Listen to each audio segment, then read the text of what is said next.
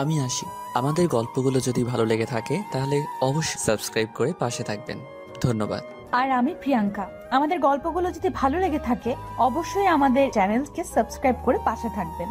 ভিডিওটি দেখার আগে সবার কাছে ছোট্ট একটি রিকোয়েস্ট করতে চাই, প্লিজ প্লিজ প্লিজ যারা ভিডিওটি দেখবেন সবাই একটা করে সাবস্ক্রাইব করে দিবেন। আপনাদের ভালোবাসা পেলে এমন ভিডিও আরও উপহার দিব। ভিডিওগুলো বানাতে অনেক কষ্ট হয়, আমি জানি। ভিডিওটি অনেক মানুষই দেখবেন, প্লিজ একটা করে সাবস্ক্রাইব করে দিবেন। সবাইকে পুরো গল্পটি দেখার জন্য অনুরোধ রইল। আর যারা আমাকে ভালোবাসে তারা একটা করে লাইক করে দেখিয়ে দিবেন। Love you all. তো চলুন আজকের ভিডিওটি শুরু করা যাক। তোমার মতন গুন্ডি মেয়ের সাথে বিয়ের চিন্তাও করতে পারতাম না, কিন্তু কিভাবে যে হলো ইভা। তুমি নিজেই তো আমাকে বিয়ের প্রস্তাব দিলে, এখন আবার এমন কথা কেন বলছো? নিলয় মুচকি হেসে বলল, তুমি যেমন মারামারি ফাইট করো তা দেখে সবাই ভয় পায়, কিন্তু আমি দেখি তোমার মধ্যে অন্য কিছু। আরে নিলয়, আমার এই গুণটাকে তো মানুষ ভয় পায়। তোমার মতো শান্ত ছেলেকে বিয়ে করাটা আমার জন্য একটা আলাদা পরীক্ষা। শান্ত ছেলেরা সবসময় মার খায় না ইভা। তুমি এখন আমার স্ত্রী, সেই গুন্ডিপনার দিন শেষ।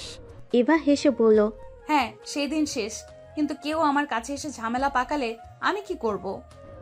ঝামেলা পাকাবে না, কারণ তুমি এখন নিলয় খানের স্ত্রী। কি করে যেন এই শান্ত মিষ্টি ছেলেটা আমার জীবনেই এসে পড়লো।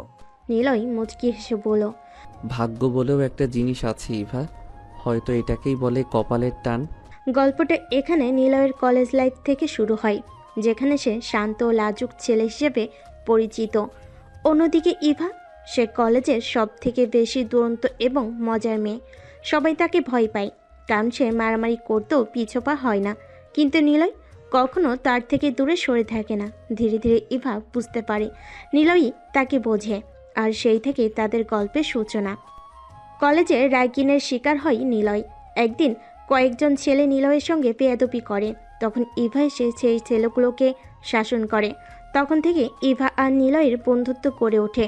তারা একে অপরকে ধীরে ধীরে বুঝতে শুরু করে। ইভা, তুমি কিভাবে এত সাহসী হলে?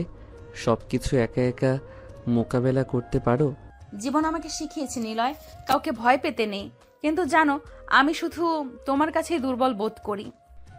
নিলয় হতভম্ব হয়ে যায়। সে এতদিন ধরে ইভার গুঞ্জিপনা দেখেছে, কিন্তু তার ভেতরে এত কোমল একটা মেয়ে লুকিয়ে আছে সেটা সে ভাবতে পারেনি। গল্পটা নিলয় আর ইভার বিবাহের পর আরও মজার হতে থাকে। ইভা সেই দুরন্তপনা একদিকে আর নিলয়ের শান্ত স্বভাব অন্যদিকে। তাদের এই বিপরীত মেরুর ব্যক্তিত্ব গল্পটাকে প্রাণবন্ত করে তোলে। ইভা নিলয়ের পরিবারেরও ধীরে ধীরে প্রিয় হয়ে ওঠে, কারণ সে সবাইকে তার মজার আর সাহসী কাজ দিয়ে মুগ্ধ করতে থাকে। তবে গুন্ডি মেয়ের ছদ্মবেশে থাকা ইভা ধীরে ধীরে আদরের বউ হয়ে ওঠে। তুমি আমার জীবনটা একদম বদলে দিয়েছো ইভা। আর তুমি আমাকে বদলে দিয়েছো নিলয়। তুমি না থাকলে আমি আজও সেই পুরনো গুন্ডি ইভাটাই থাকতাম। নিলয়ের আর ইভার জীবনটা ধীরে ধীরে বদলে যেতে থাকে। কলেজের দিনগুলো পেরিয়ে তাদের সংসার জীবন শুরু হলেও তাদের ভেতরের সেই বিপরীত স্বভাব কখনোই মিলান হয় না। নিলয়ের শান্ত মিষ্টি আচরণ আর ইভার দুরন্তপনা যেন দিনকে দিন তাদের জীবনে এক নতুন যাত্রা এনে দেয়। একদিন দুপুরবেলা নিলয় আর ইভা বাড়িতে বসে আড্ডা দিচ্ছিল। ইভা, তুমি সবসময় এত এনার্জেটিক কিভাবে থাকো? আমি তো মাঝে মাঝে তোমার পেছনে ধাওয়া করতে করতে হাঁপিয়ে যাই। ইভা মুচকি হেসে বলল, আরে নিলয়, আমি তো তোমার জীবনটা মজার করতে চাই। তোমার সেই শান্ত নীরব জীবনটা একটু ঝাঁকুনি দেওয়া দরকার। নিলয় মিষ্টি করে হাসলো। ঝাঁকুনি তো প্রতিদিনই দিচ্ছ, কিন্তু মাঝে মাঝে ভাবি তুমি এত সাহসী হলে কিভাবে? ছোটবেলা থেকেই কি এমন ছিলে? ইভা একটু চিন্তিত হয়ে গেল। তার চোখে এক ধরনের স্মৃতি খেলে গেল। আমার ছোটবেলা, আসলে আমি এমনই ছিলাম, কিন্তু পরিস্থিতি আমাকে আরো শক্ত করেছে। বাবা মা সব সময় আমাকে শেখাতেন যে জীবনে নিজেকে শক্ত হতে হবে, না হলে কেউ তোমাকে টিকতে দেবে না। বিশেষ করে আমি মেয়ে বলে আমাকে আরো বেশি শক্ত হতে হয়েছে। নিলয় অবাক হয়ে শুনছিল। আমি জানতাম তুমি অনেক শক্ত, কিন্তু ভেতরে এত কিছু লুকিয়ে আছে সেটা বুঝতে পারিনি। জীবনে অনেক কিছুর সঙ্গে লড়াই করতে হয়েছে নিলয়। আর জানো, আমি প্রথমে ভেবেছিলাম তুমি হয়তো আমাকে বুঝবে না, কিন্তু এখন মনে হয় তুমি ছাড়া আর কেউ আমাকে এতটা বোঝার চেষ্টা করতো না। নিলয় একটু হাসলো। তুমি যদি আমাকে না বোঝাতে আমি হয়তো এখনো সেই শান্ত নীরব মানুষটাই থাকতাম। তোমার সঙ্গে থেকে অনেক কিছু শিখেছি। অন্যদিকে ইভার গুন্ডিপনা পুরোপুরি শেষ হয়ে যায়নি। তার সেই আগের সাহসিকতা আর রাগ ক্ষোভ এখনও রয়ে গেছে, তবে সেটা অনেকটাই নিলয়ের জন্য শান্ত হয়েছে। একদিন কলেজের কয়েকজন পুরনো বন্ধু তাদের বাড়িতে আসে। সবাই মিলে পুরনো দিনের কথা বলতে বলতে হাসাহাসি করছিল, কিন্তু একটি ছেলে ফাহিম সেই আগের মতোই ইভাকে উত্ত্যক্ত করার চেষ্টা করে। ইভা, তুমি কি এখনো সেই আগের মতো মারামারি করতে পারো? বিয়ের পর কি সাহসটা কমে গেছে? ইভা হেসে পড়ল। তুমি কি সত্যি পরীক্ষা করতে চাও? আমার বিয়ের পর সাহসটা দ্বিগুণ বেড়ে গেছে। এখন আমার কাছে শুধু নিজেকে নয়, আরেকজনকেও বাঁচানোর দায়িত্ব। ফাহিম হেসে উঠল। আরে আমি তো মজা করছিলাম, কিন্তু তুমি এখন নিলয়ের মতো শান্ত মেয়ে হয়ে গেছো মনে হয়। নিলয় আর কিছু বলার আগেই ইভা একদম ফাহিমের সামনে গিয়ে পড়ল। শান্ত মেয়ে? তুমি ভুল করছো। আমি আজও সেই ইভা যাকে সবাই ভয় পায়, তবে এখন আমি একজনের আদরের বউ, তাই একটু নিয়ন্ত্রণে আছি। সবার হাসির মাঝে নিলয় মুচকি হাসল। ইভা, তোমার সঙ্গে তাল মিলিয়ে চলতে চলতে আমারও সাহস বেড়ে গেছে। কিছুদিন পরে নিলয়ের এক বন্ধুর বিয়ের অনুষ্ঠানে তাদের যেতে হয়। সেখানে ইভা নিলয়ের পাশে বসে থাকে, কিন্তু তার স্বভাব সিদ্ধ দুরন্তপনা কিছুতেই কমে না। ইভা, এখানে একটু শান্ত হও, এটা তো অন্যের বিয়ে। আমি তো শান্ত আছি, তবে ওই ছেলেটাকে দেখেছো? সে আমার দিকে কেমন ভাবে তাকাচ্ছে। নিলয় হেসে বলল। তোমার দিকে তাকাবে না কেন? তুমি তো এখানে সবচেয়ে সুন্দর মেয়ে। ইভা মুচকি হেসে বলল। ও, তাহলে তুমি বলতে চাও আমি তোমার থেকেও সুন্দর? নিলয় একটু চিন্তায় পড়ে গেল। না না, আমি সেটা বলতে চাইনি। ইভা হাসতে শুরু করলো। তুমি আমার সঙ্গে প্রতিযোগিতা করছো নাকি? ভালোই তো, তবে মনে রেখো আমি সবসময় জিতবো। নিলয় এবার পুরোপুরি হেসে উঠল। ঠিক আছে, তোমার জিত। তবে একটা কথা বলি, তুমি আমার জন্য যে কতটা গুরুত্বপূর্ণ সেটা হয়তো কখনো বুঝতে পারবে না। ইভা আর নিলয়ের সম্পর্কটা এমনই ছিল। একদিকে ইভা সবসময় নিলয়কে খোঁচে দিত, আর অন্যদিকে নিলয় তার শান্ত স্বভাবতে ইভাকে সামলে রাখত। কিন্তু তাদের মধ্যে ভালোবাসা ছিল অপরিসীম, যা প্রতিদিনের ছোট ছোট ঘটনাগুলোর মধ্য দিয়ে প্রকাশ পেত। ইভা, তুমি কি জানো, তুমি শুধু আমার স্ত্রী নও, তুমি আমার জীবনের সবচেয়ে বড় শক্তি। এতক্ষণে সেটা বললে? আমি তো এতদিন ধরে সেই কথাটাই বলতে চাচ্ছিলাম। নিলয় মুচকি হাসলো। তুমি এত বুদ্ধিমান হলে কেন বুঝতে পারছিলে না? হয়তো বুঝেছিলাম, কিন্তু তোমার মুখ থেকে শুনতে চেয়েছিলাম। নিলয় ও ইভার বিবাহিত জীবন শুরু হয়েছে বেশ আনন্দময়ভাবে, কিন্তু তাদের এই জীবনযাত্রার একের পর এক মজার ঘটনা ঘটে। ইভার দুরন্তপনা যেমন ছিল তেমনই রয়েছে, আর নিলয়ের শান্ত স্বভাবও কোনো পরিবর্তন আসেনি। তবে তাদের সম্পর্কের এই বিপরীতধর্মী রসায়নই তাদের জীবনের প্রতিদিনকে রঙিন করে তোলে। সকালবেলা একটি ছোট্ট মজার ঘটনা। সকালের আলো মৃদু মৃদু ঘরে এসে পড়েছে, আর নিলয় ঘুম থেকে উঠেছে। ইভা তখনও ঘুমিয়ে আছে। নিলয় ঘুম থেকে উঠে নীরবে চুলগুলো ঠিক করতে করতে আয়নার সামনে দাঁড়িয়ে। ঘুম থেকে উঠেই ইভাকে ডাকার সাহস সে করে না, কারণ সে জানে ইভা যদি হঠাৎ ঘুম ভেঙে যায় তখন সে ভয়ঙ্কর হয়ে উঠবে। ইভাকে যদি এখন ডাকি তাহলে সে রেগে যাবে। একটু চুপচাপ থাকি, নিজে নিজেই উঠবে। কিছুক্ষণ পর নিলয় এক কাপ চা বানিয়ে আনলো। ইভার দিকে তাকিয়ে দেখলো সে আরাম করে ঘুমোচ্ছে। নিলয় আস্তে আস্তে বলল। ইভা, উঠবে? সকাল হয়ে গেছে। এখনো সময় হয়নি, আমাকে একটু আরাম করতে দাও। নিলয় হেসে বলল। তুমি সবসময় এত অলস কেন? আমাকে এখনই অফিসে যেতে হবে। ইভা হঠাৎ চোখ খুলে তাকালো। অফিস? আজ তো শুক্রবার, কোথায় যাচ্ছ? নিলয় তার কাপটা হাতে নিয়ে বলল। ঠিক আছে, আমি ভুল করেছি, কিন্তু তুমি একটু উঠবে না? ইভা একটু না শুনে আবার চোখ বন্ধ করলো। আর একটু ঘুমাতে দাও নিলয়, প্লিজ। নিলয় এবার আর কোনো মতে ইভার ঘুম ভাঙাতে পারল না। সে বুঝলো ইভাকে এত সহজে ওঠানো যাবে না। তবে একটু অপেক্ষা করে যখন ইভা নিচ থেকে উঠল তখন সে মিষ্টি করে নিলয়কে বলল। তুমি আমাকে আজ একটু বেশি ডেকেছো কেন? নিলয় একটু অবাক হয়ে বলল। কি করব বলো, অফিসে যাওয়ার তাড়া ছিল, কিন্তু তুমি তো ঘুম থেকে উঠছিলে না। ইভা মুচকি এসে বলল। তুমি আমাকে এত আদর দিয়ে ঘুমাতে দিয়েছো তাই না? নিলয় এবার মৃদু হেসে বলল। আরে তুমি আমার আদরের বউ, আমি তোমাকে কষ্ট দিতে চাই না। অফিসে যাওয়ার পথে ইভা আর নিলয়ের খুনসুটি। নিলয় আর ইভা দুজনেই অফিসের জন্য তৈরি হলো। নিলয়ের অফিস ছিল তার নিজের ব্যবসা, যেখানে সে ব্যস্ত থাকে, আর ইভা একটি বেসরকারি প্রতিষ্ঠানে কাজ করে। দুজন একসঙ্গে রাস্তায় নামলো, কিন্তু ইভা সেই পুরনো মেজাজে নিলয়ের সঙ্গে মজা করতে লাগলো। নিলয়, তোমার কেমন মনে হয় আমি অফিসে গিয়ে সবাইকে যদি বলে দেই তুমি আমাকে মারতে চাও? নিলয় অবাক হয়ে বলল। তুমি কি পাগল হলে? এটা কি রকম কথা হলো? আরে মজা করছি, তোমার তো সব কথা সিরিয়াস মনে হয়। নিলয় হেসে বলল। তোমার মজা করতে ভালো লাগে আর আমার সেটা সহ্য করতে হয়। ইভা হেসে বলল। তুমি সহ্য করবে না কেন? তুমি তো সবসময় শান্ত থাকো, তাই আমি একটু বেশি বোকামি করি। তুমি বোকামি করো না, তুমি জানো কিভাবে অন্যকে বোকা বানাতে হয়। অফিসে ইভার এক বিশেষ দিন। ইভার অফিসে কাজ করার সময় তার সহকর্মীরা প্রায়ই তার সঙ্গে মজা করে, কারণ ইভার সেই পুরনো দুরন্তপনা এখনও রয়ে গেছে। একদিন তার অফিসের এক পুরনো সহকর্মী রাজু মজার ছলে তাকে নিয়ে মিথ্যা কথা বলে, যেন সবাই ভাবে ইভা অনেক সাহসী। ইভা, সবাইকে বলি তুমি তো সেই গুন্ডি ইভা, কলেজে সবাইকে শাসন করতে, এখন কি অফিসেও সবাইকে শাসাও? ইভা হেসে বলল। তুমি এখনো সে পুরনো গল্প মনে রেখেছো? হ্যাঁ, আমি এখনো শাসন করি, তবে একটু বদলে নিয়েছি। রাজু মুচকি হেসে বলল। হ্যাঁ, তুমি এখন নিলয়ের মতো শান্ত হয়ে গেছো। ইভা হেসে বলল। নিলয়, যদি আমার শান্তি হয়ে থাকে তবে আমি এখনো আমার পুরনো ইভাই আছি। তাহলে তো আমরা সবাই সাবধান।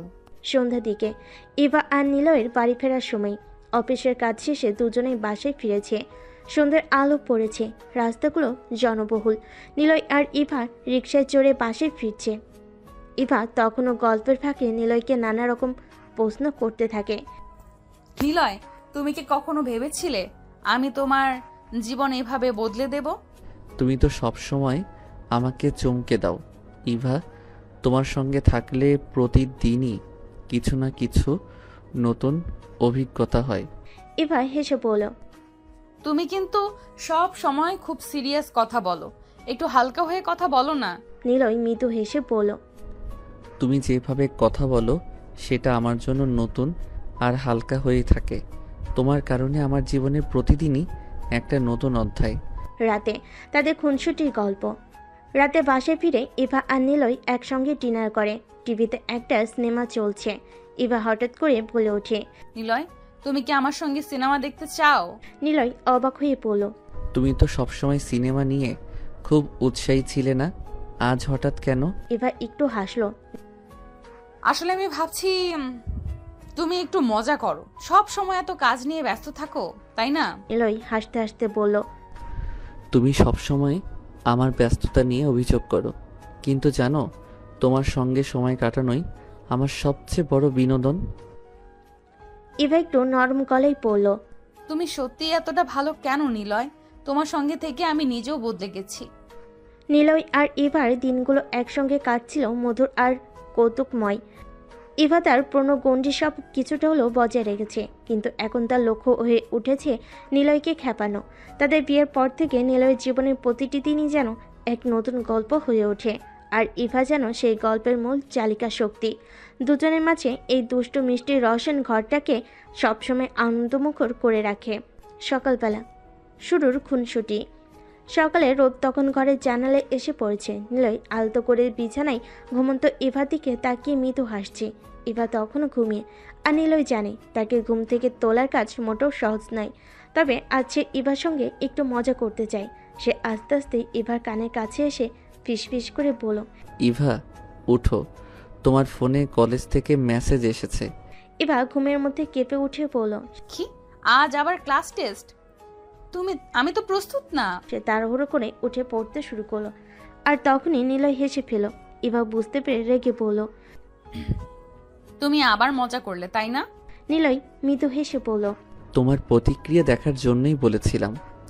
তোমাকে এমন টেনশনে দেখলে আমার ভালো লাগে। এবার তার বালিশ তুলে নিলয়ের দিকে ছুঁড়ে মারল। তুমি তো একেবারে বদলে গেছো নিলয়, আগে এমন ছিলে না। নিলয় হেসে বলল। তুমি আমাকে বদলে দিয়েছো। তোমার সঙ্গে থেকেই শিখেছি কিভাবে দুষ্টুমি করতে হয়। ইভা ভুরু কুঁচকে বলল। তাহলে আমাকে চ্যালেঞ্জ দিচ্ছ, দেখি কে বেশি দুষ্টুমি করতে পারে। নিলয় আর ইভা এরপর একে অপরের সঙ্গে মজার মজার কথায় সকালটা পার করলো। নিলয় যখন ব্রেকফাস্ট বানাতে যাচ্ছিল, ইভা হঠাৎ তার হাত ধরে টেনে নিয়ে এসে বলল। না, আজ তুমি কিছুই করবে না, আমি করবো, আর তুমি দেখো কিভাবে ব্রেকফাস্ট বানাতে হয়। নিলয় একটু অবাক হয়ে বলল। তুমি রান্না করবে? সেটা তো একটা নতুন ব্যাপার। ইভা হেসে বলল। দেখো আমি সব কিছুই করতে পারি। ইভা রান্নাঘরে ঢুকে গেল আর নিলয় একটু দূর থেকে দাঁড়িয়ে মজা দেখছিল। ইভা কয়েকটা ডিম নিয়ে ফ্রাই করার চেষ্টা করছে, কিন্তু প্রতিবারই কিছু না কিছু ভুল হচ্ছে। প্রথমবার ডিমটা পুড়ে গেল, দ্বিতীয়বার সেটা এমনভাবে ফেটে গেল যে ডিমের সাদাংশ চারিদিকে ছড়িয়ে পড়ল। নিলয় মজা নিয়ে বলল। তুমি রান্না করতে জানো বলেই তো এমন হচ্ছে। ইভা একটু রাগে বলল। তুমি চুপ করো, আমি পারবো। অবশেষে অনেক চেষ্টার পর ইভা একটা ঠিকঠাক ডিম ফ্রাই করতে পারল। নিলয় এসে বলল। ওয়াও, অবশেষে তুমি সফল হলে। ইভা চোখ মোটকে বলল। যদি এতক্ষণ পাশে না দাঁড়িয়ে মজা না দেখাতে তাহলে আরো আগে হয়ে যেত। বাসে ফিরে নিলয়ের বিশেষ পরিকল্পনা। দিনের কাজ শেষে বাসে ফিরে নিলয় দেখল ইভা সোফায় বসে টিভি দেখছে। আজকে নিলয়ের একটা বিশেষ পরিকল্পনা ছিল। সে মনে মনে ঠিক করেছিল আজ ইভাকে একটা সারপ্রাইজ দেবে। সে আস্তে আস্তে ইভার পাশে গিয়ে বসল। ইভা, তোমার আজকে একটু সময় আছে? ইভা কিছুটা অবাক হয়ে বলল। সময় আছে কেন? কোথাও যাচ্ছি নাকি? নিলয় মৃদু হাসি দিয়ে বলল। হ্যাঁ, আজকে আমি তোমার জন্য একটা বিশেষ পরিকল্পনা করেছি। ইভা হেসে বলল। ও, নিলয় খান আজকে রোমান্টিক মুডে আছে, কি প্ল্যান? নিলয় মুচকি হেসে বলল।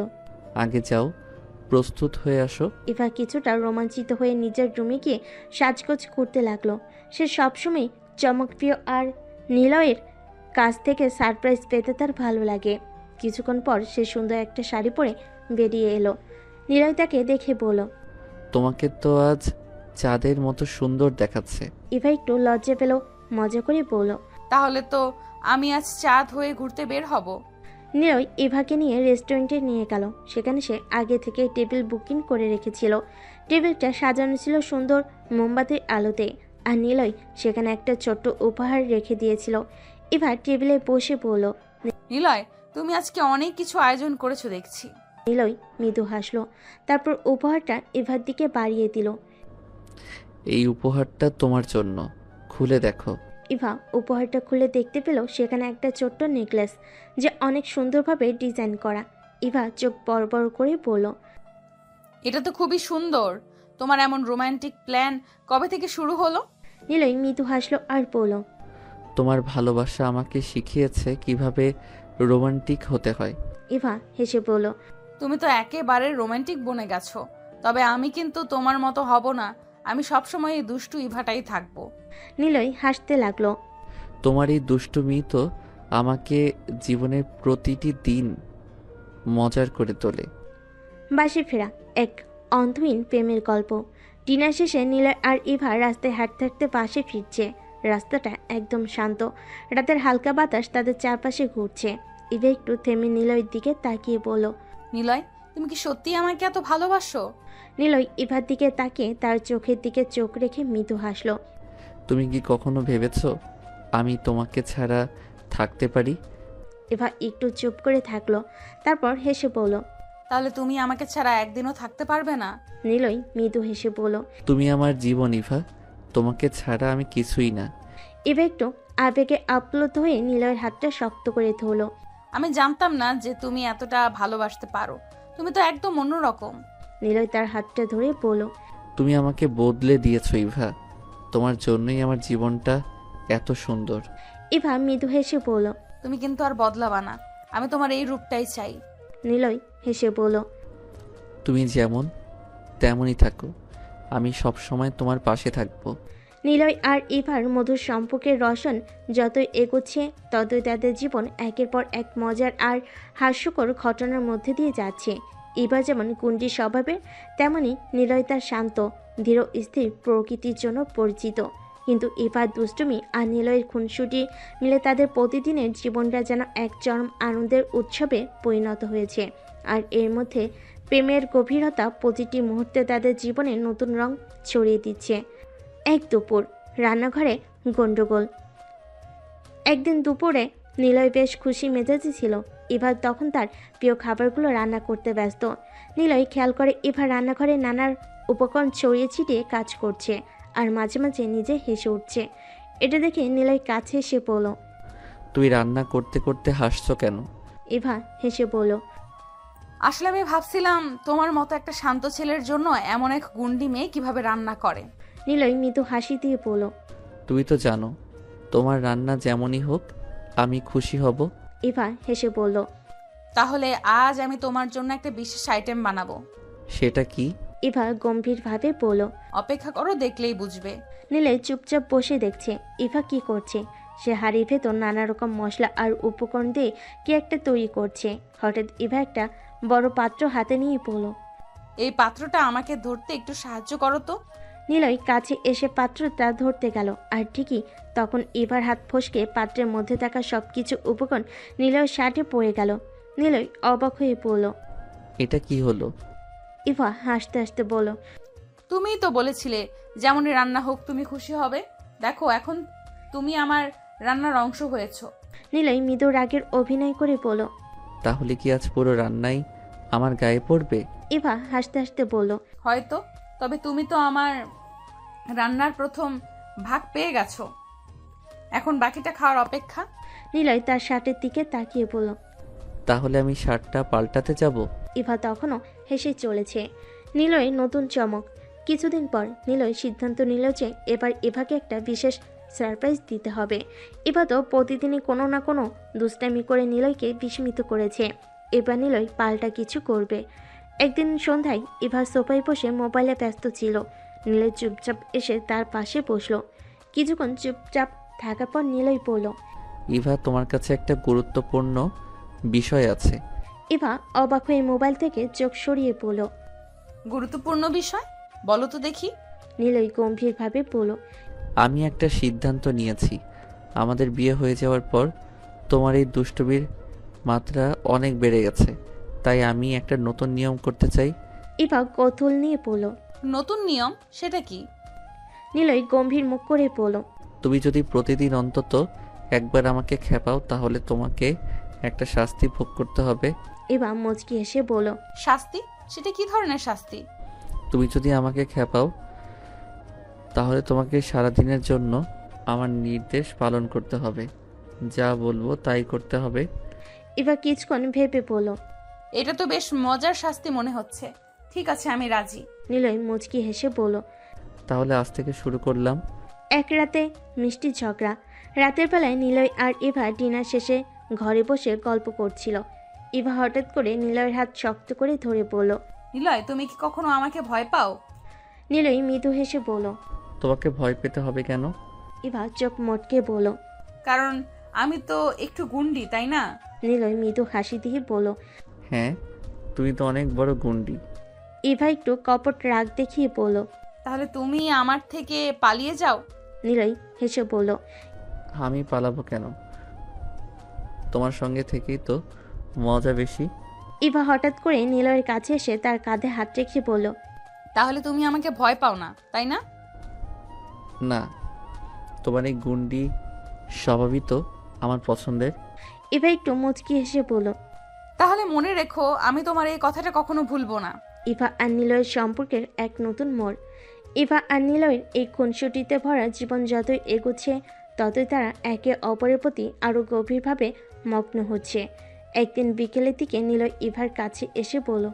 ইভা, আজকে তুমি কি জানো আমি কি ভেবেছি? ইভা মুচকি এসে বলল। তুমি সবসময় কিছু না কিছু ভাবো, এবার কি ভেবেছো? নিলয় মৃদু গম্ভীর হয়ে বলল।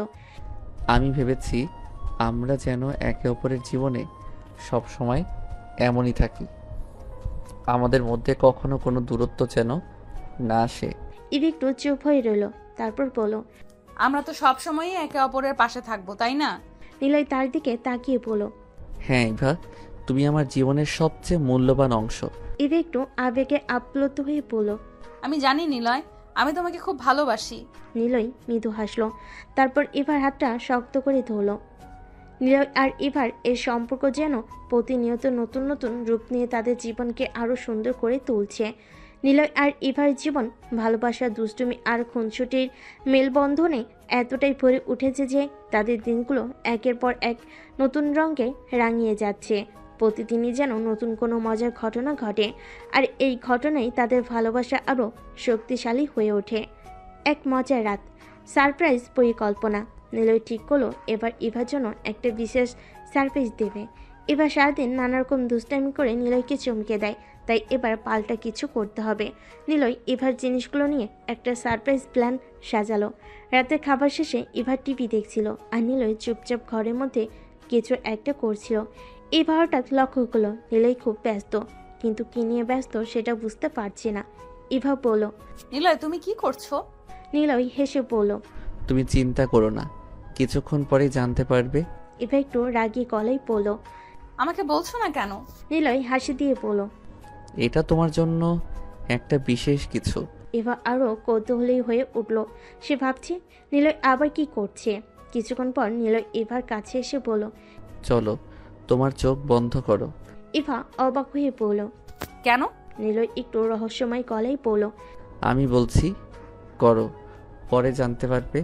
ইভা খানিকটা অনিচ্ছা নিয়ে চোখ বন্ধ করলো। নিলয় ধীরে ধীরে তাকে ঘরের আরেক পাশে নিয়ে গেল। নিলয় বলল। এখন চোখ খুলো। ইভা চোখ খুলে বিস্ময়ে চমকে উঠল। ঘরের এক কোণে সুন্দর করে সাজানো একটা টেবিল, যেখানে রাখা তার প্রিয় সব খাবার, আর টেবিলের উপরে ছোট্ট একটা বাক্স। ইভা মুগ্ধ হয়ে বলল। এটা কি নিলয়? নিলয় মৃদু হেসে বলল। তোমার জন্য একটা ছোট্ট উপহার। ইভা বাক্সটা খুলতেই চমকে উঠল। সেখানে একটা সুন্দর গলার চেন ছিল, যার মধ্যে ছোট্ট একটা হৃদয় ঝুলছিল। ইভা আবেগে ভরা কণ্ঠে বলল। তুমি কিভাবে জানলে আমি এটা চাইছিলাম? নিলয় মৃদু হাসলো এবং বলল। আমি তোমাকে তো ভালো করেই জানি, তুমি কিছু না বললেও আমি বুঝতে পারি।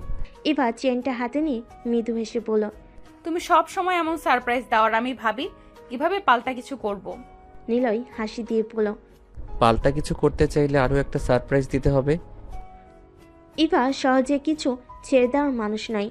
নিলয় তাকে এই সুন্দর সারপ্রাইজ দিয়ে খুশি করলো। ইভা এবার একটা দুষ্টুমি করার পরিকল্পনা করে ফেল। একদিন সকালে নিলয় ঘুম থেকে উঠেই দেখলো ঘরে কোথাও ইভা নেই।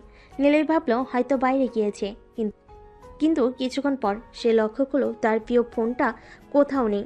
সে অনেক খোঁজাখুঁজি করলো, কিন্তু ফোনটা খুঁজে পেল না। নিলয় রেগে গিয়ে বলল। ইভা তুমি কোথায়? ইভা তখন হাসি চেপে বাইরে থেকে এসে বলল। আমি এখানে। নিলয় জিজ্ঞাসু চোখে তাকিয়ে বলল। তুমি কি আমার ফোন দেখেছো? ইভা একটু নাটকীয়ভাবে বলল। ফোন?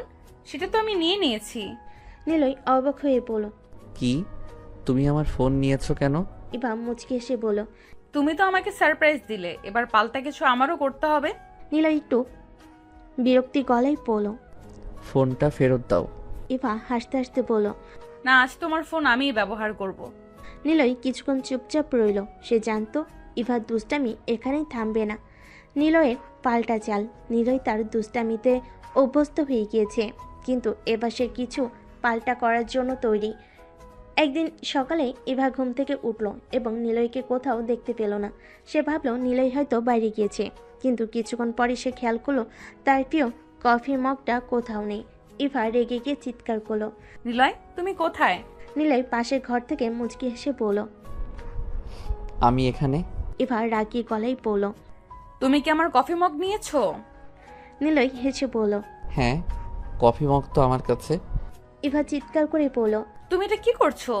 নিলয় মৃদু গম্ভীর হয়ে বলল। তুমি আমার ফোন নিলে, আমি তোমার কফি মগ নিলাম। ইভা অবাক হয়ে বলল। তুমি আমাকে পাগল করে ছাড়বে। নিলয় হাসি দিয়ে বলল। না, তুমি আমাকে প্রথমে পাগল করেছো। প্রেমের নতুন অধ্যায়। এভাবে খুনসুটি, ভালোবাসা আর দুষ্টামিতে ভরা নিলয় আর ইভার প্রতিদিনের জীবনটা যেন এক মিষ্টি যুদ্ধে পরিণত হয়েছে। দুজনেই দুজনকে সারপ্রাইজ দিতে ভালোবাসে, কিন্তু তাদের এই সারপ্রাইজের প্রতিযোগিতা আরও মজার, আরও মধুর হয়ে ওঠে। একদিন নিলয় ইভার পাশে বসে তাকে বলল। ইভা, আমাদের জীবনটা আসলে খুব মজার হয়ে উঠেছে, তাই না? ইভা মুচকি হেসে বলল। হ্যাঁ, তুমি তো সব সময় আমার সাথে মজাই করো। নিলয় মৃদু গম্ভীর হয়ে বলল। আমি মজা করি কারণ তোমার দুষ্টুমি আমাকে আরো বেশি ভালোবাসতে শেখায়। ইভা হেসে বলল। তাহলে তোমার আরো ভালোবাসা পাওয়ার জন্য আমাকে আরো বেশি দুষ্টুমি করতে হবে। নিলয় হাসতে হাসতে বলল। তুমি যাই করো, আমার তোমার প্রতি এই ভালোবাসা কখনো কমাবো না। এই কথাগুলো শুনে ইভা আরও বেশি নিলয়ের প্রতি মুগ্ধ হয়ে গেল। নিলয় আর ইভার ভালোবাসা যে এক গভীর মধুর বন্ধনে পরিণত হয়েছে সেটা তাদের প্রতিদিনের জীবন যাপনের প্রতিটি ক্ষণে প্রমাণিত হচ্ছে। নিলয় ইভার কাছ থেকে ফোনটা কেড়ে নেওয়ার পর ইভা বেশ রেগেছিল, কিন্তু সে জানতো নিলয় এমনই। তার এই ছোটোখাটো দুষ্টামিগুলো ইভার মনের ভেতর গোপনে পছন্দ করত, কারণ এতে তাদের সম্পর্কটা আরও মজার আর মধুর হয়ে উঠছিল। নিলয়ের দুষ্টামি শুরু হয় যখন সে ইভাকে ছোটোখাটো বিষয়ে জ্বালাতন করে। নিলয় ইভাকে টিজ করে কেবল তার প্রতিক্রিয়াগুলো দেখার জন্য। একদিন নিলয় প্ল্যান করলো ইভাকে আরও এক ধাপ বেশি জ্বালাতন করতে হবে। সকালে ইভা ঘুম থেকে উঠল, সে দেখতে পেল তার প্রিয় সানগ্লাসটাও উধাও। তাড়াতাড়ি নিলয়ের দিকে তাকিয়ে বলল। তুমি আমার সানগ্লাসটা নিয়েছো? মুচকি হেসে বলল। হ্যাঁ, আজ আমার দিন, তুমি কোনো কিছু পাবার আশা করো না। ইভা বিরক্তি নিয়ে বলল। তুমি সারাক্ষণ এভাবে করবে না। নিলয় ঠাট্টা সুরে বলল। আচ্ছা দেখো তো তুমি কি করতে পারো। ইভা তখন ভাবলো এবার পাল্টা কিছু না করলেও চলবে না। সে কিছুক্ষণ চুপচাপ রইল নিলয়ের দৃষ্টি আকর্ষণ না করার জন্য। কিছুক্ষণ পর ইভা গোপনে নিলয়ের প্রিয় রিস্ট ওয়াচটা তুলে নিল এবং নিলয় সেটা খেয়াল করলো না। নিলয় যখন তার ঘড়ির জন্য হাত বাড়ালো তখনই বুঝতে পারলো যে তার ঘড়িটাও নেই। ইভা তখন তাকে খুশি মুখে তাকিয়ে পড়ল। এবার বুঝলে আমি কি করতে পারি? নিলয় চমকে গিয়ে পড়ল। তুমি এটা করেছো? আমার প্রিয় রিস্ট ওয়াচ কোথায়? ইভা ঠোঁটের কোণে মুচকি হাসি নিয়ে বলল। এটা তো আমার পাল্টা চাল। নিলয় কিছুক্ষণ চুপ করে রইল, তারপর বলল।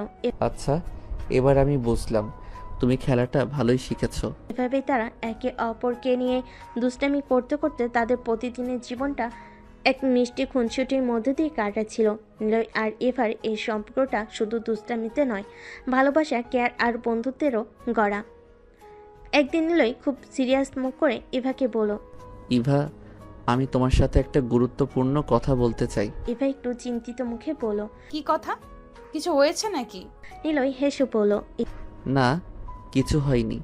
আমি শুধু বলতে চাই তুমি আমার জীবনের সবচেয়ে গুরুত্বপূর্ণ মানুষ। ইভা কিছুটা অবাক হয়ে বলল। তুমি তো সবসময় মজা করো, আজ হঠাৎ এত সিরিয়াস কেন?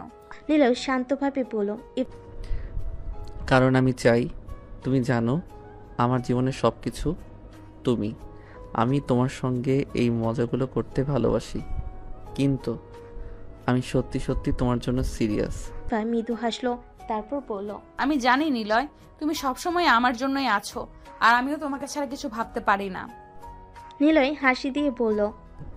তাহলে আমরা সব সময় এভাবেই থাকবো, ঠিক তো? হ্যাঁ, সব সময়। তাদের এই কথাগুলো তাদের সম্পর্ককে আরো গভীর করে তুলল। নিলয় আর ইভার জীবন এখন বেশ আনন্দমুখর। তাদের প্রতিদিনের খুনসুটি, হাসি, মজা আর ভালোবাসা যেন জীবনের সব দুশ্চিন্তাকে দূরে সরিয়ে রাখে। নিলয়ের প্রতিটি দুষ্টামিতে ইভার মুখে হাসি ফুটে ওঠে, আর ইভার ছোট ছোট প্রতিক্রিয়ায় নিলয় যেন আরও বেশি মজা পায়। একদিন ইভা সকালে ক্লাসে যাওয়ার জন্য প্রস্তুত হচ্ছিল, কিন্তু তার নোটবুকটা খুঁজে পাচ্ছিল না।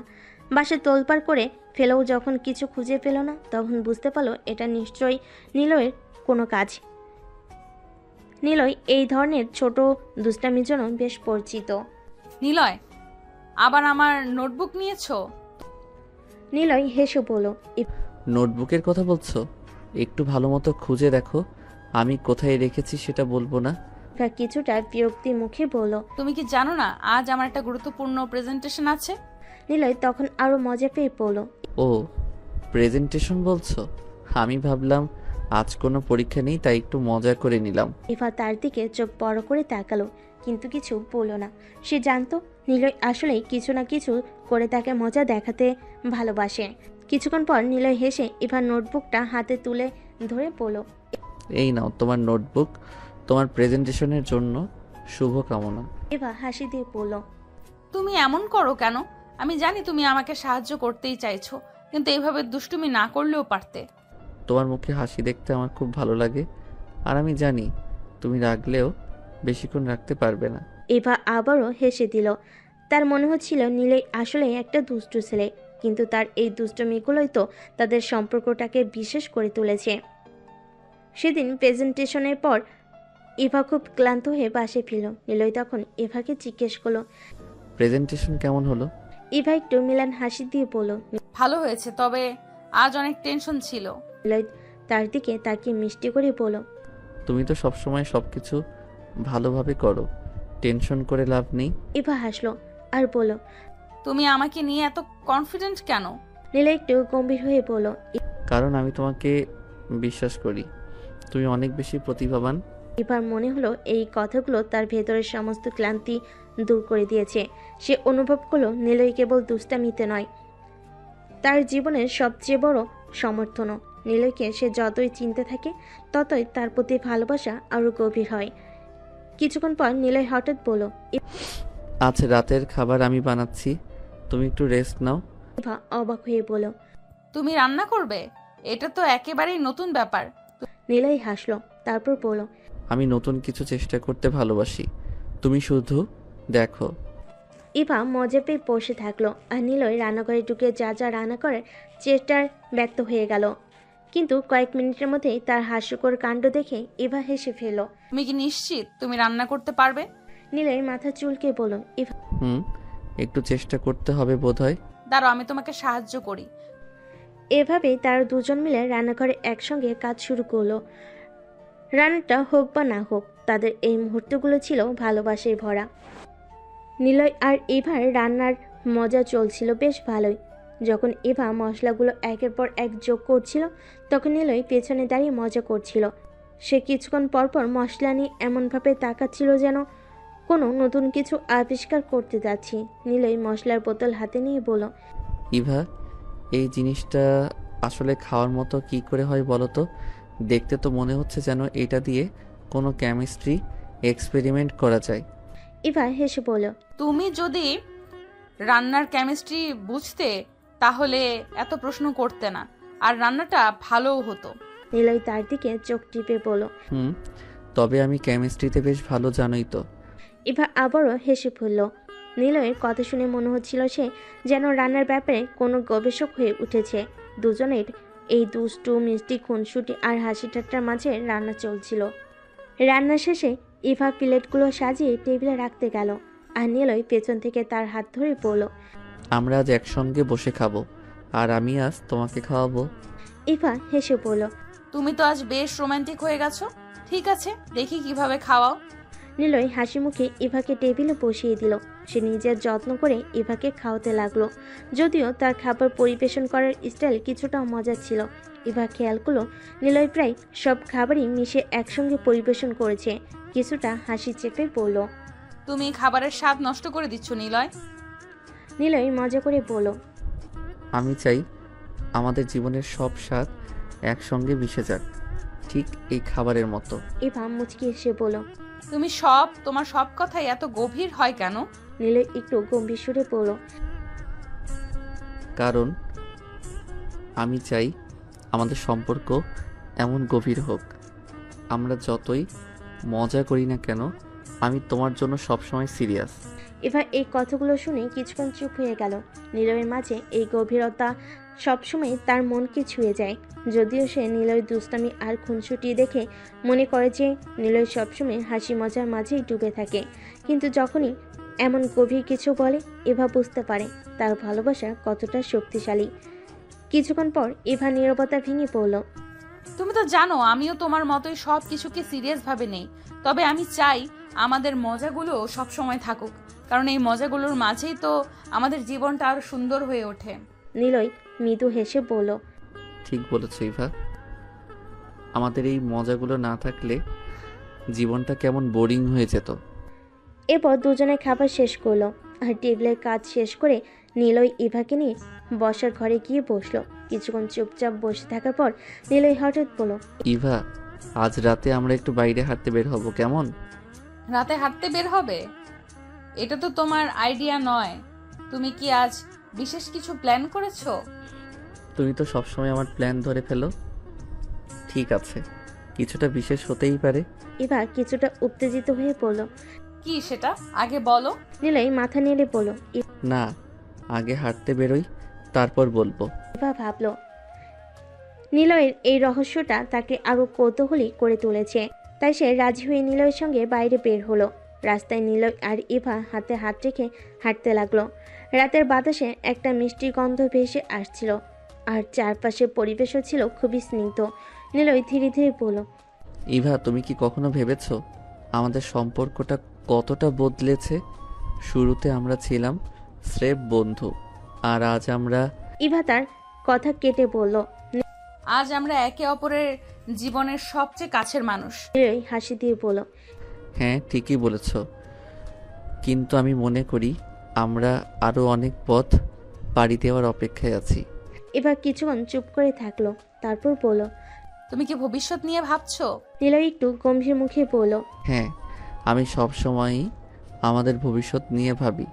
আমি চাই আমরা একসঙ্গে থাকি, সব সময় একে অপরকে ভালোবাসি, আর আমাদের জীবনটা একসঙ্গে কাটাই। এবার চোখে তখন পানি এসে গেল। সে অনুভব করলো নিলয় শুধু মজা করার মানুষ নয়, সে অনেক বেশি গভীরভাবে ভাবতে জানে। নিলয় আর এবার হাঁটা চলছিল রাতের নীরব রাস্তায়। চারপাশে শুধু রাস্তা লাইট আর নীল আকাশের নিচে এক টুকরো স্নিগ্ধতা যেন পুরো পরিবেশটাকে ঘিরে রেখেছে। এবার মনে হচ্ছিল আজকের এই মুহূর্তগুলো একেবারে আলাদা, যেন জীবনের প্রতিটি সুখের মুহূর্তে একসঙ্গে মিশে গিয়েছে, তাকে ঘিরে ফেলেছে। নিলয় তখনও এভার হাত শক্ত করে ধরেছিল, যেন সে কোনোভাবে এভাকে ছাড়তে চাইছে না। কিছুক্ষণ চুপচাপ হাঁটার পর এভা বলল। নিলয়, তুমি সব সময় এভাবে চুপ করে থাকো কেন? মনে হয় কিছু বলতে চাও কিন্তু বলো না। নিলয় একটু হাসি দিয়ে বলল। আমি তো সবসময় তোমাকে বলি, তবে আজকের এই রাতটা, আজকের এই পরিবেশটা এমন যে মনে হচ্ছে অনেক কিছু বলা যায়, কিন্তু কিছু না বলেও সব বলা হয়ে যায়। ইভা নীলয়ের কথায় মুগ্ধ হয়ে তার দিকে তাকিয়ে পড়ল। নীলয় এবার সত্যি সত্যি হেসে ফেলল। তুমি এত গভীর কথা বলো কেন? আমি তো ভাবছিলাম তুমি হয়তো আবার কোনো দুষ্টুমি করার প্ল্যান করছো। দুষ্টুমি তো আমার রক্তে মিশে আছে, সেটা তো কখনো ছেড়ে দিতে পারবো না। তবে হ্যাঁ, আজকে আসলেই কোনো দুষ্টুমি নয়। ইভা মৃদু হেসে তার দিকে তাকিয়ে বলল। তাহলে আজকে বিশেষ কি প্ল্যান করেছো? আমি জানি তোমার কোনো চমক থাকবেই। নীলয় হঠাৎ থেমে গিয়ে ইভার হাতটা দু হাতে ধরে বলল। ইভা, তোমার কাছে একটা প্রশ্ন করতে চাই। ইভা অবাক হয়ে বলল। প্রশ্ন? কি প্রশ্ন? নীলয় একটু থেমে গম্ভীরভাবে বলল। তুমি কি কখনো ভেবেছো আমাদের সম্পর্কটা কতটা বিশেষ? মানে, আমরা তো বন্ধুত্ব দিয়ে শুরু করেছিলাম, তারপর এতগুলো মুহূর্ত কাটিয়ে একসঙ্গে এসেছি। তুমি কি কখনো আমাদের ভবিষ্যৎ নিয়ে ভেবেছো? এবার চোখে একটু অস্বস্তি ফুটে উঠল। সে আসলে নীলয়ের প্রশ্নটা এভাবে আসবে আশা করেনি। ভবিষ্যৎ মানে? আমি তো কখনো সেটা ভাবিনি। তবে আমরা তো ভালোই আছি, তাই না? নীলয় একটু মুচকি হেসে বলল। হ্যাঁ, ভালো তো আছি, তবে আমি আরও কিছু ভাবি। আমি ভাবি আমাদের ভবিষ্যৎটা কতটা সুন্দর হতে পারে যদি আমরা সব সময় একসঙ্গে থাকি। এবার একটু অবাক হয়ে বলল। তুমি কি বলতে চাচ্ছ যে... নীলয় তার কথার মাঝখানে ইভাকে থামিয়ে বলল। হ্যাঁ, আমি ঠিক সেটাই বলতে চাইছি। ইভা, আমি চাই আমরা একসঙ্গে থাকি সব সময়। আমি চাই তুমি আমার পাশে থেকো আমার জীবনের প্রতিটা মুহূর্তে। এবার মুখটা হঠাৎ থমকে গেল। সে এভাবে নিলয়ের থেকে এতটা গভীর কিছু শোনার জন্য একদম প্রস্তুত ছিল না। তার মনে হচ্ছিল নিলয় হয়তো শুধু দুষ্টামিতে মেতে থাকতে ভালোবাসে, কিন্তু এই মুহূর্তে তার চোখে যে গভীর ভালোবাসার ছাপ ফুটে উঠেছে সেটা একদমই আলাদা। নিলয়, আমি জানি না কি বলবো। এটা এত হঠাৎ করে আমি তো ভাবতেই পারিনি। নিলয় তার হাতে হাত রেখে বলল। তোমার কিছু বলতে হবে না, শুধু এইটুকু বলো, তুমি কি আমাকে সবসময় পাশে চাও? আমরা কি একসঙ্গে আমাদের জীবনটা ভাগ করে নিতে পারি? এবার কিছুক্ষণ চুপ করে থাকলো। তার চোখ দিয়ে অশ্রু গড়িয়ে পড়ল। সে বুঝতে পারছিল তার নিজের অনুভূতিগুলো এমনই, কিন্তু সে কখনো সেভাবে প্রকাশ করতে পারেনি।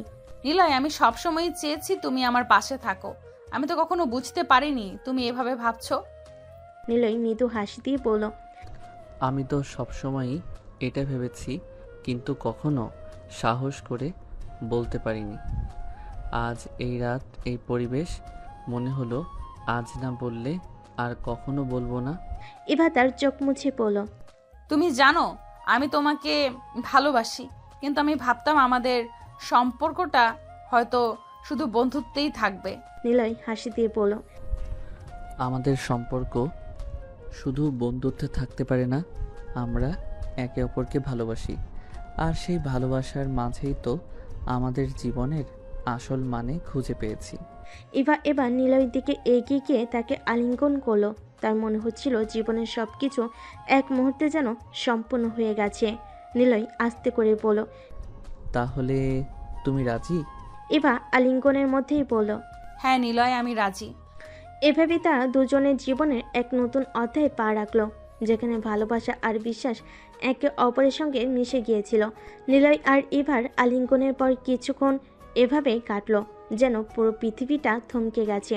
চারপাশে নীরবতা আর ঠান্ডা বাতাস তাদের মনে এক অদ্ভুত শিহরণ এনে দিচ্ছিল। আলিঙ্গন শেষে নিলয় ইভার চোখের দিকে তাকিয়ে বলল, তুমি জানো ইভা, আমি তোমার সঙ্গে যতবারই থেকেছি ততবারই মনে হয়েছে জীবনের প্রতিটা মুহূর্ত যেন তোমার সঙ্গেই কাটাতে চাই। ইভা একটু মৃদু হাসি দিয়ে বলল, তুমি এত সুন্দর করে কথা বলতে পারো কিভাবে? আমার তো মনে হয় তোমার সঙ্গে প্রতিদিন কথা বলেই আমি জীবনের সব সুখ পেয়ে গেছি। নিলয় তার হাত ধরে বলল, সুখটা তো আসলেই তুমি, আমার জীবনের সব কিছু তুমি। আমি জানি না তোমাকে ছাড়া কেমন হতো আমার দিনগুলো। তুমি পাশে না থাকলে হয়তো আমি এখন একেবারেই অন্যরকম একটা মানুষ হতাম। ইভা চোখ মুছে বলল, নিলয়, তুমি তো জানো না আমিও তোমাকে ঠিক সেভাবেই ভালোবাসি। আমি হয়তো কখনো তোমাকে সেটা সেভাবে বলিনি, কিন্তু প্রতিদিনই তোমার কথা ভাবি। নিলয় মৃদু হেসে বলল, তোমার ভাবনাগুলো শুনতে পেয়ে ভালো লাগছে, তবে আমি চাই তুমি সবসময় আমাকে সরাসরি বলো, যেভাবে আমি তোমাকে বলি। আমাদের মধ্যে কোনো লুকোচুরি থাকবে না। ইভা এবার গভীরভাবে নিলয়ের দিকে তাকিয়ে বলল, আমি তো কখনো লুকাতে চাইনি, শুধু ভেবেছিলাম তুমি হয়তো কখনো আমাকে সেইভাবে দেখবে না। নিলয় হেসে বলল, তুমি কি সত্যি এটা ভেবেছিলে? আমি তো প্রথম থেকেই তোমাকে আলাদা করে দেখেছি। তোমার সেই শুরুর দিনের মিষ্টি হাসিটাই আমাকে প্রথমে মুগ্ধ করেছিল। ইভা এবার একটু লজ্জা পেয়ে বলল। তুমি কি মনে করো আমি তখন তোমার দিকে খুব বেশি তাকাতাম? নিলয় হাসতে হাসতে বলল, হ্যাঁ, প্রথমে একটু অবাক হয়েছিলাম তুমি এত সুন্দর করে তাকাতে, যে আমার মনে হতো তুমি আমার ভেতর কিছু খুঁজে পেতে চাইছো। ইভা একটু লজ্জায় পড়ে বলল, আমি তো আসলে তোমার দুষ্টুমি আর বুদ্ধির জন্যই তোমার দিকে তাকাতাম। তুমি আমাকে অনেকটা আলাদা মনে হতেই বাধ্য করেছিলে। নিলয় এবার ইভার হাতটা আরো শক্ত করে ধরে বলল, তুমি যে আমার দিকে তাকিয়েছো সেটাই আমার জীবনের সবচেয়ে বড় পাওয়া। তোমার চোখে আমি যা দেখেছি তা আমাকে বদলে দিয়েছে। আমি তোমার জন্যই নিজেকে বদলাতে শিখেছি। ইভা একটু মৃদু হাসলো। এই ভালোবাসায় তার মনটা একেবারে ভরে উঠছিল। নিলয়ের মুখের প্রতিটি কথা যেন তার মনের ভেতরে একদম গভীরে গেঁথে যাচ্ছিল। নিলয়, তুমি জানো আমি তোমাকে ভালোবাসি ঠিকই, কিন্তু জীবনের অনেক বাস্তবতা আছে। আমরা কি সবকিছু সামলাতে পারবো?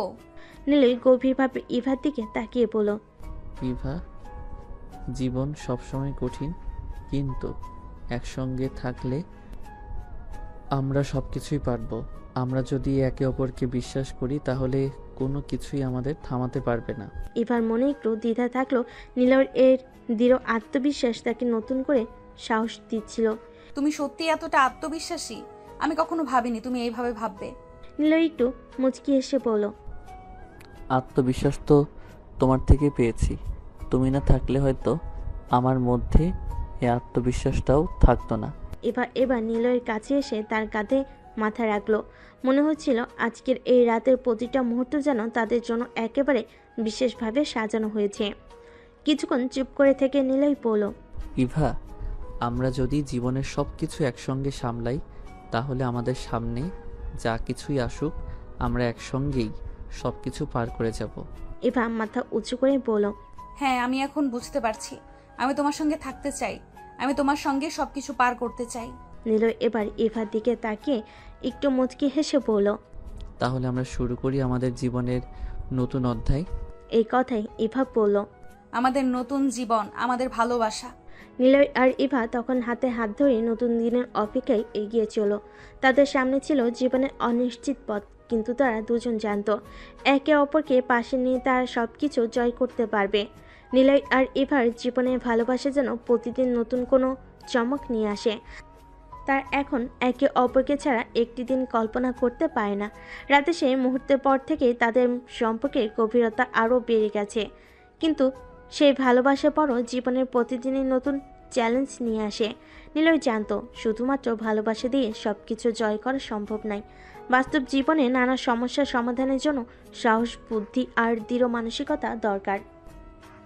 একদিন সকালে নিলয় কলেজে যাওয়ার জন্য প্রস্তুতি নিচ্ছিল। হঠাৎ তার ফোনে একটি অচেনা নাম্বার থেকে কল এলো।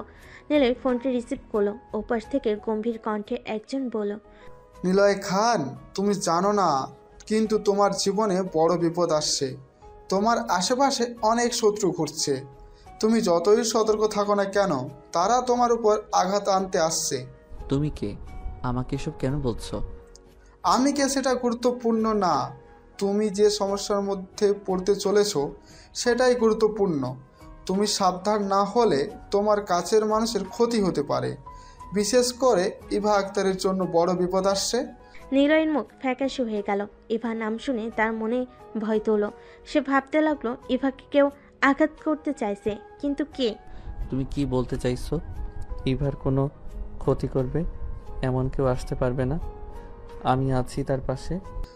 তুমি যা ভাবছো তা ঠিক না নিলয়, তারা অনেক শক্তিশালী। তুমি একা তাদের থামাতে পারবে না।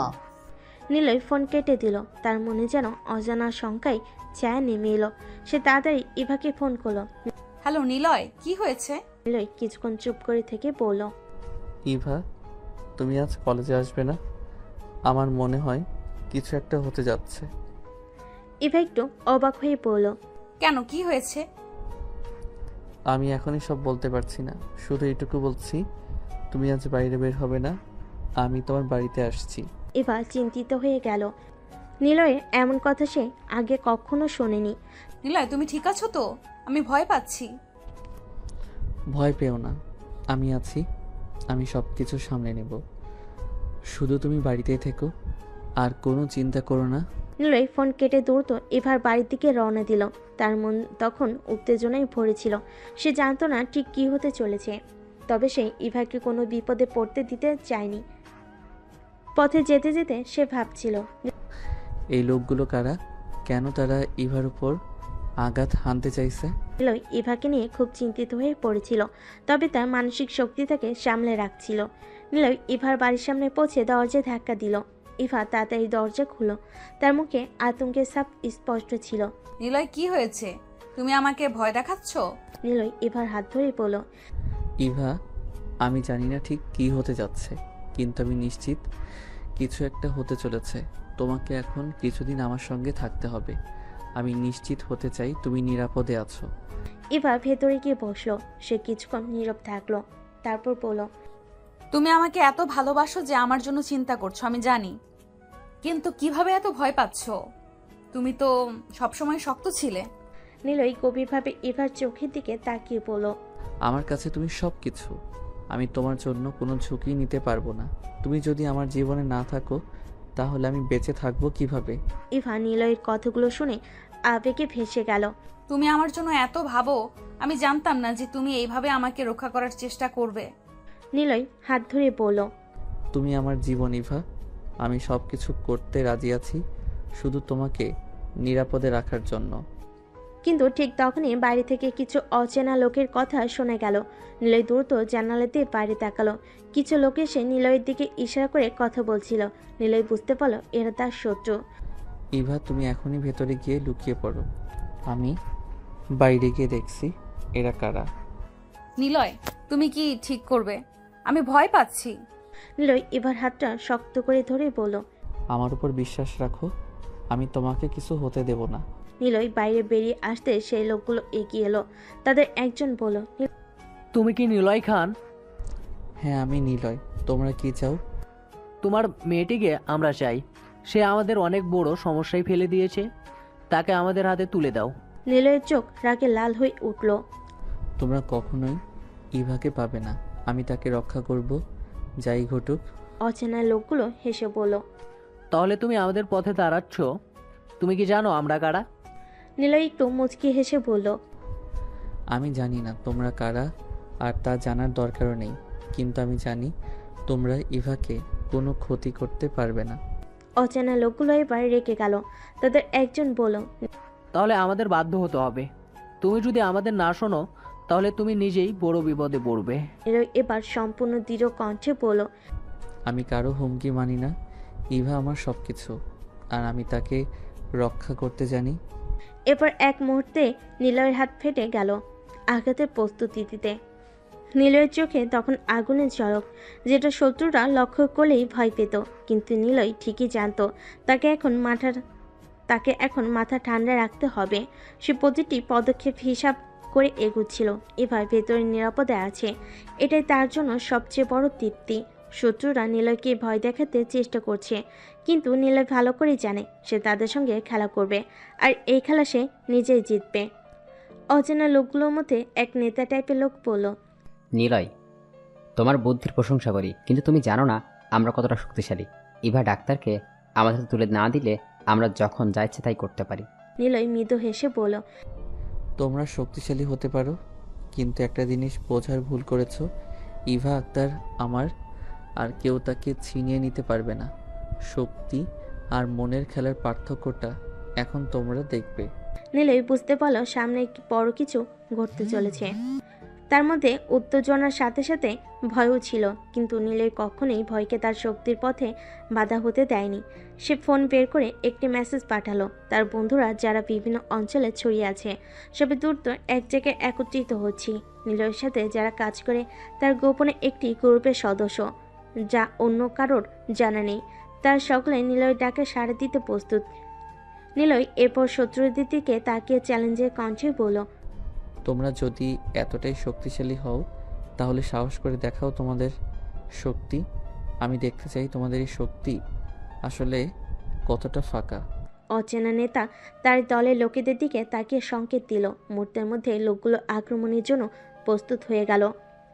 নিলয় তাদের দিকে তাকিয়ে দেখছিল, কিন্তু তার মুখে কোনো ভয় ছিল না।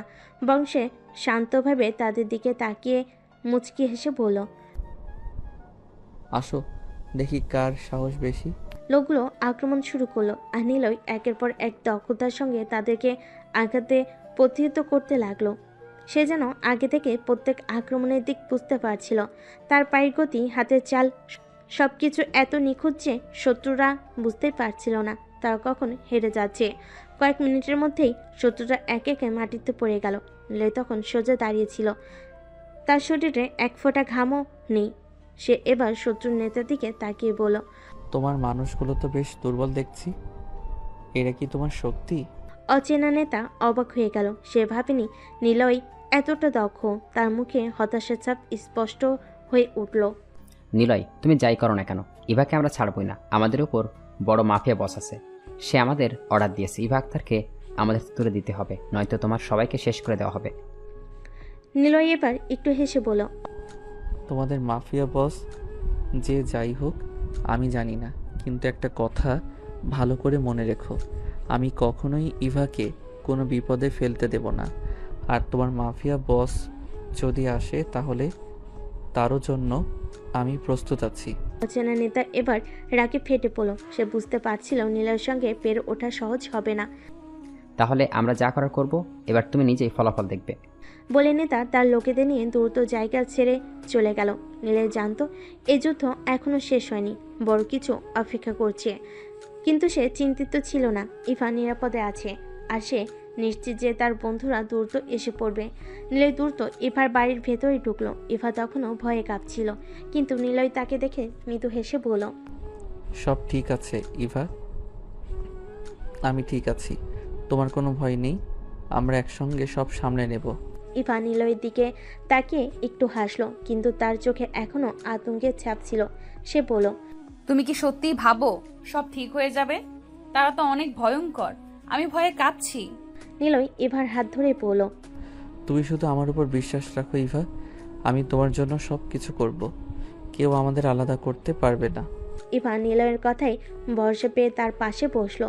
তারপর নিলয় বলল, আমার বন্ধুদের সঙ্গে যোগাযোগ করেছি, তারা আসছে। কিছুক্ষণ পর আমরা আরো সুরক্ষিত থাকব। তোমার বন্ধুরা, তারা কি আমাদের সাহায্য করতে পারবে? নিলয় মুচকি হেসে বলল, তারা শুধু বন্ধুই নয়, তারা এমন মানুষ যারা যে কোনো পরিস্থিতি সামলাতে পারে। আমাদের ভয় পাওয়ার কিছু নেই।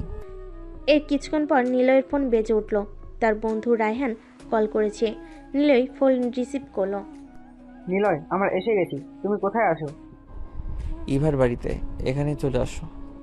ঠিক আছে, আমরা আসছি, চিন্তা করিস না, সব ঠিক হয়ে যাবে।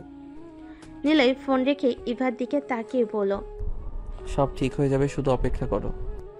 সময় যেন খুব ধীর গতিতে এগুচ্ছিল, কিন্তু নিলয় জানতো এই যুদ্ধ সে জিতবে, কারণ তার শক্তি ছিল ভালোবাসা। ইভার প্রতি তার অটুট ভালোবাসা, যা তাকে যে কোনো বিপদ থেকে রক্ষা করতে সক্ষম। নিলয়ের মনে তখন শুধু একটা জিনিসই ঘুরপাক খাচ্ছে, ইভাকে সুরক্ষিত রাখা। যেভাবে হোক না কেন ইভাকে কোনো বিপদে ফেলতে দেওয়া যাবে না। সে জানে শত্রুরা হাল ছাড়বে না, তারা আবার ফিরে আসবে, হয়তো আরও শক্তি নিয়ে। কিন্তু নিলয়ের আত্মবিশ্বাস অটুট। সে জানে তার বন্ধুরা আসার পর পরিস্থিতি সম্পূর্ণ বদলে যাবে। ইভার দিকে তাকিয়ে নিলয় মৃদু হাসলো। ইভা তখন একটু চিন্তিত, কিন্তু নিলয়ের ভরসা পেয়ে সে কিছুটা শান্ত হয়েছে। ইভা, তোমাকে আমি কথা দিচ্ছি, যে কোনো মূল্যে তোমাকে রক্ষা করব। ইভা তার চোখে মায়া নিয়ে নিলয়ের দিকে তাকালো, কিছু বলার চেষ্টা করলো, কিন্তু গলার স্বর কাঁপছে। নিলয়, যদি তাদের কথা সত্যি হয়, যদি তারা আরো বড় কোনো আক্রমণ চালায়? নিলয় মৃদু হেসে বলল, তারা আক্রমণ করলেও আমরা প্রস্তুত আছি। আমার দল একবার এসে গেলে তারা 1 ইঞ্চও এগোতে পারবে না। ঠিক তখনই বাইরে গাড়ির শব্দ শুনে গেল। নিলয় জানতো তার বন্ধুরা এসে গেছে। সে বাইরে যেতে যাচ্ছিল, কিন্তু ইভা হাত ধরে ফিসফিস করে বলল, নিলয়, আমার ভয় লাগছে। নিলয় এবার হাতটি শক্ত করে ধরল এবং বলল, তুমি ভরসা রাখো, ভয় পাওয়ার কিছু নেই, আমি সবকিছু দেখছি। নিলয় বাইরে গিয়ে দেখলো তার বন্ধু রায়হান, সাকিব, তাওহিদ সবে এসে গেছে। প্রত্যেকের হাতেই অস্ত্র, তাদের মুখে দৃঢ়তার ছাপ। তারা জানে আজ একটা বড় কিছু ঘটতে চলেছে। রায়হান এগিয়ে এসে বলল, নিলয়, কি অবস্থা? শত্রুরা কি এখনো আশেপাশে আছে? ওরা চলে গেছে, কিন্তু বেশি দূরে নয়। কিছুক্ষণ আগে হুমকি দিয়ে গেছে, তবে আমি জানি ওরা আবার আসবে। আমাদের সতর্ক থাকতে হবে। ঠিক সাকিব তার পকেট থেকে একটা ম্যাপ বের করে দেখাতে দেখাতে বলল, এই এলাকাটা আমরা ভালো করে চিনি। ওরা যদি আবার আক্রমণ করে, আমরা কোন দিক দিয়ে ওদের ঘিরে ফেলবো সেটা আগে ঠিক করতে হবে। তাওহিদ মত দিল, আমার মনে হয় ওরা আমাদের পরীক্ষা করতে চাই। প্রথম আক্রমণটা ওরা হালকাভাবে করেছিল, কিন্তু এবার ওরা পুরো শক্তি নিয়ে আসবে, আমাদের প্রস্তুত থাকতে হবে। নিলয় মাথা ঝাঁকিয়ে সম্মতি দিল। সে জানতো এবার পরিস্থিতি সহজ হবে না। ঠিক আছে, তাহলে প্ল্যানটা এরকম করি। রায়হান, তুই উত্তর দিক সামলাবে, সাকিব তুই দক্ষিণ, তাহিদ তুমি পশ্চিম দিক দেখে রাখো, আমি সামনে থাকবো। রায়হান কিছুক্ষণ ভাবলো, তারপর বলল, ওরা যদি ভেতরে ঢুকতে চায় আমরা সহজে আটকাতে পারবো, কিন্তু আমাদের নিশ্চিত করতে হবে যে ওরা বাইরে থেকে মোকাবিলা করবে। ঠিক বলেছ, আমরা ওদের কোনো সুযোগ দেব না। প্ল্যান সেট হয়ে যাওয়ার পর সবাই নিজ নিজ জায়গায় চলে গেল। নিলয় এবার কাছে ফিরে গেল, তার হাতে একটা ছোট্ট পিস্তল তুলে দিয়ে বলল, ইভা যদি কোনো বিপদ হয় এটা ব্যবহার করবে, কিন্তু চিন্তা করো না, তোমার কিছুই হবে না। ইভা ভয় একটু কেঁপে উঠল, কিন্তু তার মুখে সাহসের ছাপ ফুটে উঠল। সে বলল, আমি তোমার উপর বিশ্বাস রাখি নিলয়। নিলয় মৃদু হেসে বলল, তোমার জন্যই আমি সব করতে পারি ইভা, শুধু পাশে থেকো। ঠিক তখনই রায়হান একটা সংকেত দিল। দূরের শত্রুরা আবার জড়ো হচ্ছে, তাদের সংখ্যা আগের চেয়ে বেশি, হাতে ভারী অস্ত্র। নিলয় বুকটা ধক করে উঠল, কিন্তু মুখে কোনো ভাবান্তর নেই। সে জানে এবার একটা কঠিন লড়াই হবে। নিলয় তার বন্ধুদের দিকে তাকিয়ে বলল, এবার সবাই সাবধানে থেকো, এরা সহজে ছাড়বে না। আমরা এবার পুরো শক্তি দিয়ে আঘাত করব। শত্রুরা ধীরে ধীরে এগিয়ে আসতে শুরু করলো। তাদের নেতা আবার সামনে এসে দাঁড়ালো। এবার তার মুখে আগের মতো শীতল হুমকি নেই, বরং আগ্রাসী রূপ। নিলয়, এবার তোমাকে শেষ করে দিতে হবে। এভাকে তোমার হাত থেকে আর রাখবো না। নিলয় শান্তভাবে উত্তর দিল, তুমি যদি ইভাকে স্পর্শ করার চেষ্টা করো, তোমাদের কেউ বাঁচবে না। নেতা হেসে উঠল, আমরা তো তোমার কাছে এসেছি, দেখি কি করতে পারো। এক মুহূর্ত পরই লড়াই শুরু হয়ে গেল। শত্রুরা আক্রমণ চালালো আর নিলয় তার দক্ষতার সাথে তাদের প্রতিরোধ করতে লাগলো। ছুরি, গুলি, লাঠির আঘাত সব মিলিয়ে জায়গাটা যেন রণক্ষেত্র পরিণত হলো। নিলয় আর তার বন্ধুরা তাদের সমস্ত দক্ষতা দিয়ে শত্রুদের প্রতিহত করতে লাগলো। নিলয় এক হাতে শত্রুদের মেরে মাটিতে ফেলে দিচ্ছে আর অন্য হাতে ইভাকে সুরক্ষিত রাখার চেষ্টা করছে। তার মনে একটাই চিন্তা, ইভাকে বাঁচাতে হবে। তাওহিদ একটা শত্রুকে ধরে মাটিতে ফেলে বলল, নিলয়, এবার ওদের শেষ করে দিতে হবে, ওর অনেক ক্ষতি করার চেষ্টা করেছে। নিলয় মাথা ঝাঁকিয়ে বলল, আমি জানি তাওহিদ, ওদের ছাড়বো না। এদিকে রাহান আর সাকিব মিলে বাকিদের মোকাবিলা করছে। তাদের দক্ষতা দেখে শত্রুরা ভয় পেয়ে গেছে। কিছুক্ষণ পর শত্রুরা বুঝতে পারলো তার এই যুদ্ধে জিততে পারবে না। নিলয় যখন চারপাশে চোখ বুলিয়ে সবকিছু পর্যবেক্ষণ করছিল, তখন শত্রুরা ধীরে ধীরে সরে যেতে শুরু করেছিল। তবে নিলয় জানতো এটাই শেষ নয়। ওরা হয়তো আপাতত পিছু হটেছে, কিন্তু আবার ফিরে আসবে, হয়তো আরো শক্তিশালী হয়ে। তার হাতের পিস্তলটা শক্ত করে ধরে সে ইভার দিকে তাকালো। ইভা দরজার পাশে দাঁড়িয়ে নিঃশ্বাস বন্ধ করে সবকিছু দেখছিল। তার চেহারায় ভয় স্পষ্ট ছিল, কিন্তু সে এখনো সাহস ধরে রাখার চেষ্টা করছিল। নিলয় ইভার কাছে গিয়ে তার কাঁধে হাত রাখলো। সব ঠিক আছে ইভা, আমরা ওদের তাড়িয়ে দিয়েছি। ইভা ধীরে ধীরে শ্বাস ছাড়ল, কিন্তু তার চোখে এখনো অনিশ্চয়তার সাব স্পষ্ট। তারা আবার আসবে নিলয়, আমি জানি তারা সহজে হাল ছাড়বে না। নিলয় মৃদু হেসে বলল, তাদের যতবার দরকার আসতে দাও, আমি প্রস্তুত আছি। তুই শুধু আমার পাশে থেকো, বাকি সব আমি দেখছি। ঠিক তখনই রাহান, সাকিব আর তাওহিদ ভেতরে এসে দাঁড়ালো। তাদের মুখে ক্লান্তির ছাপ থাকলেও তারা সন্তুষ্ট ছিল যে তার শত্রুদের পিছু হটাতে পেরেছে। রাহান নিলয়ের দিকে তাকিয়ে বলল, এবার অন্তত কিছু সময়ের জন্য আমরা নিরাপদ। কিন্তু নিলয়, তুই জানিস তো এটা শেষ নয়। ওরা আবার ফিরে আসবে, হয়তো আরও বড় দল নিয়ে। আমাদের কিছু পরিকল্পনা করা দরকার। নিলয় মাথা ঝাঁকিয়ে বলল, হ্যাঁ, আমি জানি। এই শত্রুদের ঠেকানোর জন্য আমাদের কৌশল ঠিক করতে হবে। আমার মনে হয় আমরা এই জায়গাটা আরও সুরক্ষিত করতে পারি। চারপাশে নজরদারি বাড়াতে হবে। ওরা যদি আবার আসে, আমাদের আগে থেকেই জানতে হবে। তাওহিদ একটা খোলা জানালার দিকে তাকিয়ে বলল, আমার ধারণা ওরা অন্য দিক দিয়ে আক্রমণ করবে। আমাদের পরিকল্পনা অনুযায়ী পশ্চিম দিকটা সবচেয়ে দুর্বল, আমরা সেটা রাখতে পারি, না হলে বিপদ হতে পারে। নিলয় কিছুক্ষণ চুপ করে ভাবল, তারপর সবার দিকে তাকিয়ে বলল, ঠিক আছে, আমরা পশ্চিম দিকটা আরও সুরক্ষিত করব। সাকিব, তুই সেই দায়িত্ব নে। রায়হান, তুই উত্তর দিক দেখ। তাওহিদ, তুই দক্ষিণে নজর রাখ, আমি সামনের দিকটা দেখব। আমাদের একসাথে কাজ করতে হবে, যেন ওরা কোনো দিক দিয়ে ঢুকতে না পারে। সাকিব হাসি মুখে বলল, তুই ভেবে বলবি ভাই, আমাদের দলে যখন তুই আছিস, ওরা কিছুই করতে পারবে না। রাহান মাথা নাড়িয়ে সম্মতি দিল। তারপর সে হঠাৎ করে একটু হাসলো। আচ্ছা নিলয়, এবার তো বুঝতে পারছিস এবার জন্যই এত ঝামেলা হচ্ছে। তুই যদি সরাসরি তার কথা শুনতিস, তবে এত কিছু হতো না।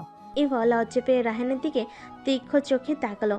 আমার জন্য এই সব কিছু হয়নি, নিলয়ই আমাকে বাঁচানোর চেষ্টা করছে।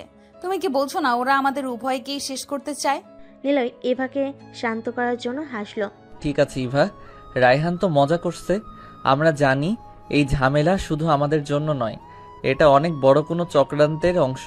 তাওহিদ হঠাৎ করে গম্ভীর হয়ে বলল, নিলয়, তোর একটা জিনিস বুঝতে হবে। তাই এই শত্রুদের পিছনে আরো বড় কেউ আছে। আমরা শুধু ওর স্তরের শক্তিটাই মোকাবিলা করেছি, আসল খলনায়ক এখনো আমাদের সামনে আসেনি। নিলয় চোখ সরু করে বলল, তুই কি কিছু জানতে পেরেছিস তাওহিদ? তাওহিদ মাথা নাড়িয়ে বলল, তেমন কিছু নয়, কিন্তু আমার ধারণা এই আক্রমণকারীরা কারো নির্দেশ কাজ করেছে। তারা শুধু ভাড়াটে খুনি। এর পিছনে যে ব্যক্তি আছে সে আমাদের সবকিছু জানে এবং খুব চালাক। আমাদের আরো সতর্ক হতে হবে। নিলয়ের বুকটা ধক করে উঠল। তাওহিদের কথাগুলো শুনে তার মনে সন্দেহ বাড়তে লাগলো। যদি সত্যি কোনো বড় খলনায়ক থাকে, তবে সে কিভাবে এত কিছু জানতে পারলো? কে ব্যক্তি যে তাদের প্রতিটি পদক্ষেপে নজর রাখছে? তখনই ইভা ধীরে ধীরে নিলয়ের কাঁধে হাত রাখলো এবং ফিসফিস করে বলল, নিলয়, আমি জানি তুমি পারবে। আমি সব কিছু ঠিক করে দিবে, তুমি সব কিছু ঠিক করে দিবে। আমি তোমার উপর ভরসা রাখছি। নিলয়ের বুকটা মমতায় ভরে গেল। সে জানতো ইভার জন্যই তাকে লড়াই করতে হবে। ইভার কথা শুনে তার মন আরো শক্ত হলো। আমি পারবো ইভা, যেভাবে হোক আমি সবকিছু ঠিক করব। সবাই আবার নিজেদের জায়গায় ফিরে গেল। রাত গভীর হতে লাগলো আর চারপাশে নীরবতা নেমে এলো, কিন্তু নিলয়ের মন তখনও ব্যস্ত ছিল। সে জানতো বিপদ এখনো শেষ হয়নি। রাত গভীর হলো, নিলয়ের মন কোনোভাবে শান্তি পাচ্ছিল না। ইভা তখনও তার পাশে ছিল, কিন্তু নিলয়ের মনোজগতে অজানা শত্রুদের উপস্থিতি তাকে অস্থির করে তুলছিল। ইভার দিকে তাকিয়ে তার মনে হচ্ছিল এই নিরীহ মেয়েটাকে কিভাবে এমন বিপদে ফেল। ইভার হাসি, তার নির্ভরতা সবকিছু নিলয়ের জন্য অমূল্য হয়ে দাঁড়িয়েছে, কিন্তু এর সবকিছুর মতো অজানা আতঙ্ক তাকে ঘিরে রেখেছিল। ইভা তার চিন্তাগুলো বুঝতে পেরে মৃদু স্বরে বলল, নিলয়, তুমি এত চিন্তা করছো কেন? আমরা তো আপাতত নিরাপদ আছি। নিলয় ধীরে ধীরে মাথা নেড়ে বলল, না ইভা, আমরা আসলে নিরাপদ নই। এই আক্রমণকারীরা শুধু প্রথম ধাপ, এর পেছনে আরও কেউ আছে, আরও শক্তিশালী, আরও বিপজ্জনক। আমরা তাদের সম্পর্কে কিছুই জানি না, আর এটাই সবচেয়ে বড় সমস্যা। ইভা নিলয়ের চোখের দিকে তাকিয়ে শান্ত কণ্ঠে বলল, তুমি সব কিছুই ঠিক করে দেবে, আমি তোমাকে বিশ্বাস করি। নিলয়ের মনে ইভার এই ভরসা তাকে আরো শক্তি দিল। সে জানতো ইভার জন্যই তাকে এই লড়াই চালিয়ে যেতে হবে। আমি কিছুতেই হাল ছাড়বো না, যতই বিপদ আসুক আমি তোমাকে রক্ষা করব। এমন সময় বাইরে থেকে রাহানের গলা শোনা গেল। নিলয়, তোর সাথে জরুরি কিছু কথা আছে। নিলয় দ্রুত দরজা দিকে গেল। ইভা তার পেছনে। বাইরে এসে দেখে রাহান, সাকিব আর তাহিদ তিনজনই কিছু একটা নিয়ে আলোচনা করছে। কি হলো রায়হান, কি এমন জরুরি? রাহান কিছুটা শঙ্কিত মুখে বলল, আমরা এক নতুন তথ্য পেয়েছি। আক্রমণকারীরা কোনো সাধারণ দলের লোক নয়, তারা ব্ল্যাক কাইজার নামে পরিচিত এক ভয়ঙ্কর গ্যাংওয়ের অংশ। নিলয়ের মন ধক করে উঠল। ব্ল্যাক কাইজার, এই নাম সে আগে শুনেছে। শহরের সবচেয়ে বড়, সবচেয়ে রহস্যময় এবং বিপজ্জনক গ্যাংগুলোর মধ্যে ব্ল্যাক কাইজার ছিল এক নম্বরে, কিন্তু এতদিন তারা নীরব ছিল, কোনো সক্রিয়তা দেখায়নি। তাহলে কেন হঠাৎ করে তারা সক্রিয় হলো? ব্ল্যাক কাইজার, তাহলে এই আক্রমণ এত সহজে থামবে না। তারা এমন কেউ নয় যাদের মোকাবেলা করা সহজ। তাহিদ গভীরভাবে শ্বাস নিয়ে বলল, আমার ধারণা ব্ল্যাক কাইজারের এই হঠাৎ সক্রিয়তার পেছনে বড় কোনো চক্রান্ত আছে। তারা কেন আমাদের দিকে নজর দিয়েছে? এর পেছনে কোনো বড় পরিকল্পনা আছে। সাকিব মাথা নেড়ে বলল, তারা আমাদের সব কিছু জানে, আমাদের চলাফেরা, আমাদের লড়াই করার কৌশল, সব কিছু। নিলয় ভুরু কুচকে বলল, তাহলে আমাদের শত্রু শুধু গ্যাং নয়, আমাদের মধ্যে কেউ তথ্য পাচার করছে। তুই ঠিক বলেছিস, আমাদের মধ্যে কোনো বিশ্বাসঘাতক আছে। সেই লোকই ব্ল্যাক কাইজারের সব তথ্য সরবরাহ করছে। নিলয়ের মনে সন্দেহ বাড়তে লাগলো। কিন্তু কে হতে পারে সেটা? আমাদের দলে তো সবাই বিধ্বস্ত, আমরা সবাই একসাথে লড়ছি। তাহিদ ধীরে ধীরে বলল, বিশ্বাসঘাতক হতে পারে এমন একজন আছে, জয়নাল। গত কয়েকদিন ধরে ওর ব্যবহার কিছুটা অদ্ভুত ছিল। রায়ন হঠাৎ করে মাথা নাড়িয়ে পড়ল, হ্যাঁ, জয়নাল কয়েকবার অদ্ভুতভাবে নিখুঁত ছিল, আর এখন মনে হচ্ছে সে হয়তো ব্ল্যাক কাইজারের সাথে যোগাযোগ রাখছে। নিলয় একটু থমকে দাঁড়ালো। জয়নাল এতদিন ধরে আমাদের সাথে লড়ছে, কিন্তু ও যদি সত্যি বিশ্বাসঘাতক হয় তাহলে সেটা আমাদের জন্য সবচেয়ে বড় ধাক্কা হবে। ইভা চুপচাপ সবকিছু শুনছিল, তারপর হঠাৎ করেই বলল, নিলয়, তুমি কি করবে? তুমি কি জয়নালকে সরাসরি জিজ্ঞেস করবে? নিলয় কিছুক্ষণ চুপ করে রইল, তারপর বলল, না, এখনই কিছু বলবো না। আমরা আগে আরো নিশ্চিত হতে চাই। আমি নিজেই ওর উপর নজর রাখবো, আমাদের কোনো ভুল করা যাবে না। রাত আরও গভীর হচ্ছিল। নীলর মাথায় একের পর এক প্রশ্ন ঘুরছিল। ব্ল্যাক কাইজারের রহস্য, বিশ্বাসঘাতকতার ছায়া, সবকিছু যেন আরও একটি জটিল হয়ে উঠছিল। কিন্তু সে জানতো ইভা আর তার দলের সবাই তার উপর নির্ভর করছে। তার এই যুদ্ধ থামানো যাবে না। পরের দিন সকালে নিলয় একটা নতুন কৌশল নিয়ে কাজ শুরু করলো। নিলয়ের মাথায় কৌশল নিয়ে ভাবনা চলছিল। সকালে সূর্যের আলো যখন ধীরে ধীরে চারপাশে ছড়িয়ে পড়ছিল, তখন সে জানালার কাছে দাঁড়িয়ে শহরের দৃশ্য দেখছিল। এদিকে রাহান, সাকিব ও তাহিদ সবাই একত্রিত হয়ে চায়ের কাপ হাতে তুলে নিয়ে আলাপ করছিল। নিলয় একটু দেরিতে সে তাদের কাছে চোখ দিল। তোমরা কি আজকের পরিকল্পনা নিয়ে আলোচনা করেছো? সাকিব চায়ের কাপটি হাতে নিয়ে বলল, আমরা একটি নিরাপদ জায়গা খুঁজছি, যেখানে আমরা ব্ল্যাক কাইজারের কার্যকলাপ পর্যবেক্ষণ করতে পারবো? তাওহিদ মাথা নেড়ে বলল। আমার মনে হচ্ছে পুরো গুদামটি উপযুক্ত হবে, সেটা একটু দূরে, কিন্তু আমাদের কাছে পর্যাপ্ত জিনিসপত্র রয়েছে। রায়হান চিন্তিত মুখে বলল। কিন্তু সেটা অনেক বড়, সুতরাং আমাদের সতর্ক থাকতে হবে। যদি ব্ল্যাক কাইজারের কেউ আমাদের সম্পর্কে কিছু জানতে পারে তাহলে বিপদ হতে পারে। নিলয় গম্ভীর হয়ে বলল। সঠিক কথা, তবে আমাদের খুঁজে বের করতে হবে জয়নাল আসলে কি করছে। ওর উপর নজর রাখতে হবে। আমি নিজেই ওর পিছু নেব। সবার মুখে উদ্বেগের চাপ স্পষ্ট ছিল।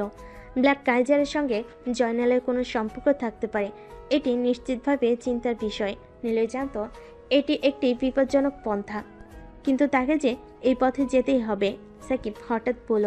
তবে আমাদের আরেকটি পরিকল্পনা করা উচিত। ব্ল্যাক কাইজারের সদস্যের কাছে থেকে তথ্য সংগ্রহ করতে হবে। তাদের মধ্যে হয়তো কেউ আছে যে আমাদের সাহায্য করতে পারে। রায়হান প্রশ্ন তুলল। কিন্তু কিভাবে? আমরা তো তাদের উপর আক্রমণ করব না। সাকিব কিছুক্ষণ ভাবল, তারপর বলল।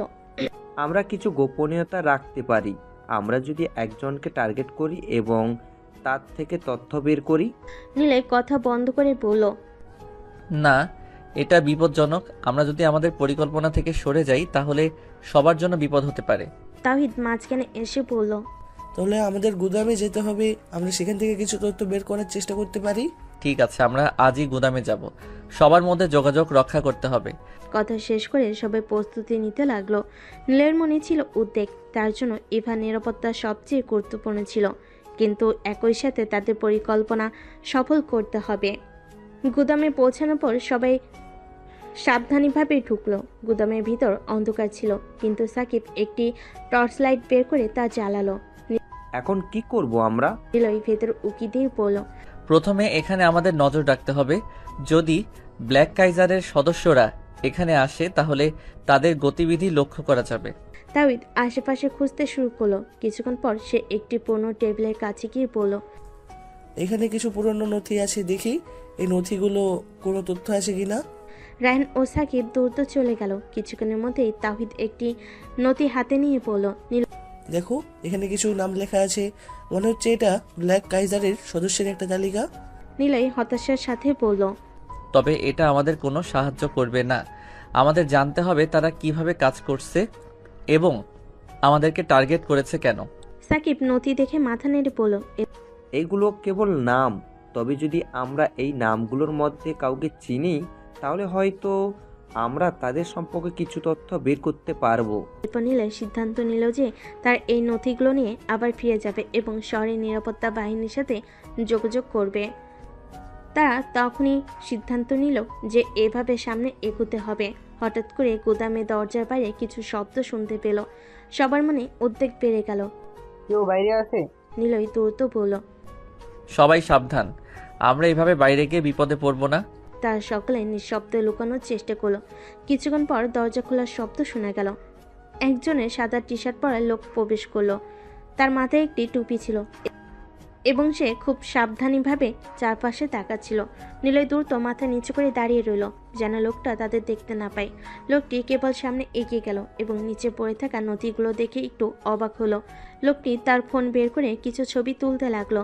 নিলয় একটু সাহস জোগানোর চেষ্টা করলো। তার মনে হচ্ছিল এই লোকটি হয়তো ব্ল্যাক কাইজারের সদস্য, আর যদি সে তাদের চেনে তাহলে বিপদ হতে পারে। তাওহিদ, সাকিব আর রায়হানও নীরব ছিল। লোকটি কিছুক্ষণ পরে দ্রুত বেরিয়ে গেল, আর তার সবাই একে অপরের দিকে তাকালো। নিলয় স্বাভাবিকভাবে বলল। আমাদের দ্রুত বের হতে হবে। সাকিব কিছুক্ষণ হতবুদ্ধি হয়ে দাঁড়িয়ে রইল। কিন্তু আমরা এখানে যে তথ্য পেয়েছি। তথ্য পরে দেখা যাবে, আমাদের এখন নিরাপদে বের হতে হবে। তা একে অপরের দিকে তাকিয়ে সংকেত দিল এবং সবাই চুপচাপ গুদাম থেকে বের হয়ে গেল। রাতে অন্ধকার তাদের আড়াল করলো, কিন্তু তাদের মন আরো উদ্যোগে ভরে গেল। কিভাবে ব্ল্যাক কাইজার তাদের অনুসরণ করেছে, কিভাবে তারা এত অল্প সময়ের মধ্যে তাদের কার্যকলাপ জানতে পেরেছে, সব প্রশ্নই ঘুরপাক খাচ্ছিল নিলয়ের মনে। নিলয় জানতো তাদের জন্য এটি কেবলমাত্র শুরু। সামনে আসছে ভয়াবহতা এবং তা মোকাবিলা করার জন্য তাদের প্রস্তুতি নিতে হবে। সে রাতের সংখ্যা আর ভয় ছিল, কিন্তু নীলের মনে সাহস ছিল। সে জানতো একমাত্র যুদ্ধ করে এই বিপদ মোকাবিলা করতে হবে। এখন সব কিছু তাদের জন্য কঠিন হয়ে যাবে, কিন্তু নিলয় আর তার বন্ধুরা এই লড়াই চালিয়ে যেতে প্রস্তুত ছিল। নিলয় এবং তার বন্ধুরা ফিরে আসার পর সবার মনে অস্থিরতা ছিল। তারা জানতো ব্ল্যাক কালচার এখন তাদের কাছে আরও বিপজ্জনক হয়ে উঠেছে। কিন্তু নীলের মনে ইভার জন্য উদ্বেগও ছিল। সে জানতো ইভা ঝুঁকির মধ্যে রয়েছে এবং সে যে কোনো মূল্যে তাকে রক্ষা করতে চায়। দিনের বেলা তারা গোপনে জয়নালের গতিবিধি পর্যবেক্ষণ করতে লাগলো। জয়নাল তাদের দলে থাকলেও তাদের গতিবিধি এবং আচরণে কিছু অস্বাভাবিকতা লক্ষ্য করতে শুরু করলো। নীলের মনেও সন্দেহ বাড়ছিল। একদিন রাতে নীলয় তার দলকে আবার একত্রিত করলো। সাকিব মাথা নেড়ে বলল, কিন্তু কিভাবে? সে আমাদের সাথে অনেক দিন ধরে আছে। রায়ান ঘনিষ্ঠভাবে বলল, তাই আমরা তাকে ফাঁদে ফেলতে পারি। তাকে একটি তথ্য দেব যেটা সত্যি আমাদের কাছে মূল্যবান, কিন্তু সেটা মিথ্যে। যদি সে সেটা ব্ল্যাক কাইজারের কাছে পৌঁছে দেয়, তাহলে আমরা নিশ্চিত হতে পারবো যে সে আসলে বিশ্বাসঘাতক। কিন্তু এই পরিকল্পনা বিপজ্জনক। যদি আমাদের ধোঁকা দেয়? নীলয় দৃঢ়ভাবে বলল, আমাদের তো কিছু একটা করতে হবে। ব্ল্যাক কাইজার আমাদের লক্ষ্যে রেখেছে, আর আমরা যদি কিছু না করি তাহলে ইভা এবং আমাদের অন্য সদস্যরা বিপদের মুখে পড়বে। সবার মনোভাব নিয়ে আলোচনার শেষে তারা পরিকল্পনা করে। তার একটি জাল তথ্য তৈরি করে যা তারা জয়নালের মাধ্যমে ব্ল্যাক কাইজারের কাছে পৌঁছে দেওয়ার পরিকল্পনা করে। পরের দিন নীলয় জয়নালের সঙ্গে কথোপকথন শুরু করলো। জয়নাল, আমি শুনেছি আমাদের বিরুদ্ধে কিছু নতুন তথ্য এসেছে। আমাদের খুব সাবধান থাকতে হবে। জয়নাল একটু সন্দেহজনক দৃষ্টিতে তাকালো, কিন্তু মুখে কিছু বলল না। নীলয় এরপর বলল, আমার কাছে কিছু গুরুত্বপূর্ণ তথ্য আছে। তুমি কি নিশ্চিত যে আমাদের মধ্যে কেউ তথ্য পাচার করছে? জয়নাল গম্ভীর হয়ে বলল, এটা সম্ভব, কিন্তু তুমি কি জানো? নীলয় অস্থির হয়ে বলল।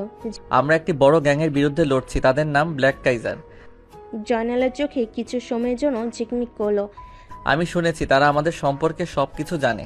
আমরা যদি তাদের আগের মতো প্রস্তুত না হই তাহলে বিপদ হবে। জয়নালের মুখের পরিবর্তন আসতে লাগলো। নীলয় তারপর মিথ্যা তথ্যটি বলল, আমাদের আগামী পরিকল্পনা সম্পর্কে আমি তাদের বলেছি যে আমরা আগামীকাল রাত 10টায় একটি গুরুত্বপূর্ণ বৈঠক করব।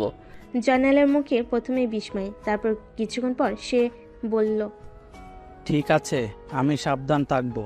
তারপর থেকে নীলয় এবং তার দল জয়নালের উপর নজর রাখতে লাগলো। কয়েকদিন পর তারা জানতে পারলো জয়নাল এই তথ্য ব্ল্যাক কাইজারের কাছে পাঠিয়েছে।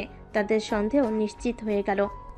এক রাতে যখন নীলয়, সাকিব, রায়হান ও তাওহিদ গোপন জায়গায় আলোচনা করছিল, তখন তারা লক্ষ্য করলো যে জয়নাল তাদের কাছ থেকে দূরে সরে যাচ্ছে। তার দ্রুত বের হয়ে গেল। নীলয় দ্রুত বলল, জয়নাল কোথায় যাচ্ছে? তার দ্রুত তার পিছু নিল। জয়নাল এক অন্ধকার গলিতে ঢুকে পড়ল। নীলয় এবং তার বন্ধুরা একটি গাছের পেছনে লুকিয়ে পড়ল এবং নজর রাখতে লাগলো। জয়নাল ব্ল্যাক কাইজারের সদস্যদের সঙ্গে দেখা করতে গেল। সেখানে তাদের কথোপকথন শুনতে পেল। আমি তাদের পরিকল্পনা জানিয়ে দিয়েছি। তারা আগামীকাল রাত 10টায় গোপন বৈঠক বসবে। সেখানে থাকা লোকটির কথা শুনে নীলয়ের মাথায় আগুন জ্বলে উঠল। লোকটি বলল, ভালো কাজ করেছো।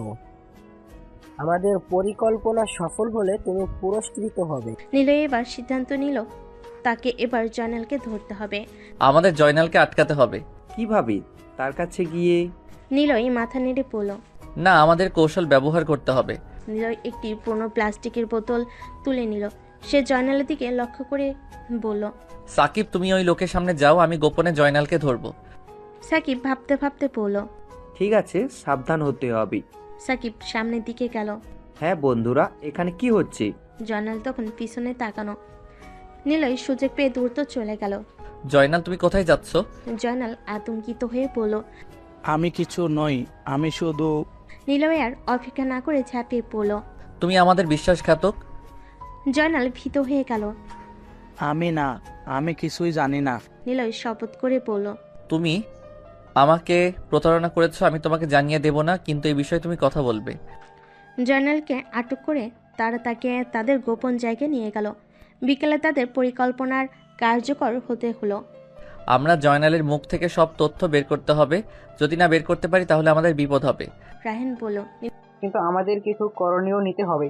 নীলয় কিছুক্ষণ ভেবে বলল, আমরা জয়নালের কাছে ঝুঁকি নেব। সে যখন জানবে যে আমরা তাকে এভাবে গোপন রেখেছি তখন সে ভেঙে পড়বে। কিছুক্ষণ পর তারা পরিকল্পনা অনুযায়ী কাজ শুরু করলো। জয়নালকে জিজ্ঞাসাবাদ করা শুরু হলো। নীলয় বলল, তুমি ব্ল্যাক কাইজারের সঙ্গে যোগাযোগ রেখেছো, তুমি আমাদের বিশ্বাসঘাতক। জয়নাল কাঁপতে কাঁপতে বলল, না, আমি কখনোই তাদের বিশ্বাসঘাতক হতে পারি না। তুমি কি জানো তারা কি করতে চায়? জয়নাল চুপ ছিল, কিন্তু তখন রাহেন জোরে বলল, তুমি যদি কিছু না বলো তাহলে তোমার জন্য খারাপ হতে পারে। সবার সামনে চাপ বাড়ছিল। অবশেষে জয়নাল ধীরে ধীরে কথা বলা শুরু করলো। তারা আমাদের উপর আক্রমণ করবে। ব্ল্যাক কাইজার তাদের উদ্দেশ্য পূর্ণ করার জন্য এই কাজ করবে। এমন সময় বাইরে থেকে একটি শব্দ শুনতে পেল। কিছু লোক এগিয়ে গিয়েছে। নিলয় দ্রুত ভাবতে শুরু করলো। এরা ব্ল্যাক কাইজারের সদস্য, আমাদের বের হতে হবে। সবার মধ্যে আতঙ্ক ছড়িয়ে পড়লো। তার দ্রুত বের হয়ে যাওয়ার চেষ্টা করলো, কিন্তু দরজা খুলতে গিয়ে দেখতে পেল বাইরে থেকে দরজা আটকে গেছে। নিলয় নিশ্চিত ছিল তাদের সময় নেই।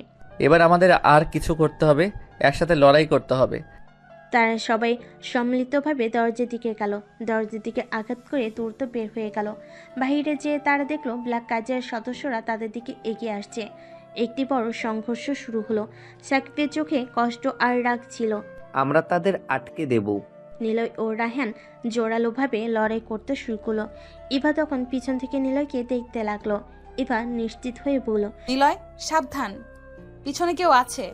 নিলয় দ্রুত ফিরে তাকালো, কিন্তু ইভার কথা শোনার সাথে সাথে সে একজনের দিকে ছুটে গেল। নিলয় দ্রুত ইভার কথা শোনার পর পিছনে তাকালো। ঠিক তখনই একজন আক্রমণ করতে যাচ্ছিল। নিলয় এক লাফে আক্রমণকারীর হাত থেকে ছুরি কেড়ে নিল। মুহূর্তের মধ্যে সে আক্রমণকারীকে মাটিতে ফেলে দিল। তার চোখ তখন আগুনের মতো জ্বলছিল প্রতিশোধের খিদেয়। আমার কাছের মানুষদের আঘাত করার সাহস দেখিয়েছো, এবার বুঝবে আসল প্রতিশোধ কাকে বলে। এবার একটু দূরে দাঁড়িয়ে নিলয়ের এই রূপ দেখে বিস্মিত হয়ে গেল। এতদিন যে নীলকে মিষ্টি আর নিরীহ ভেবেছে, সে যে এভাবে সাহস আর শক্তি দেখাবে তা সে কখনো কল্পনা করতে পারেনি। এদিকে ব্ল্যাক কাইজারের সদস্যরা সবাই তাদের ঘিরে ফেলেছিল। সবাই মিলে লড়াই শুরু করে দিল, কিন্তু নিলয় আর তার দলের কৌশল এবং শক্তির সামনে ব্ল্যাক কাইজারের সবাই অসহায় কিন্তু নিলয় আর তার দলের কৌশল এবং শক্তির সামনে ব্ল্যাক কাইজারের সবাই অসহায় হয়ে পড়ল। এক এক করে সবাই মাটিতে লুটিয়ে পড়ছিল। ঠিক তখনই অন্ধকারের মধ্যে একজন ধীর পায়ে তাদের দিকে এগিয়ে আসতে লাগলো।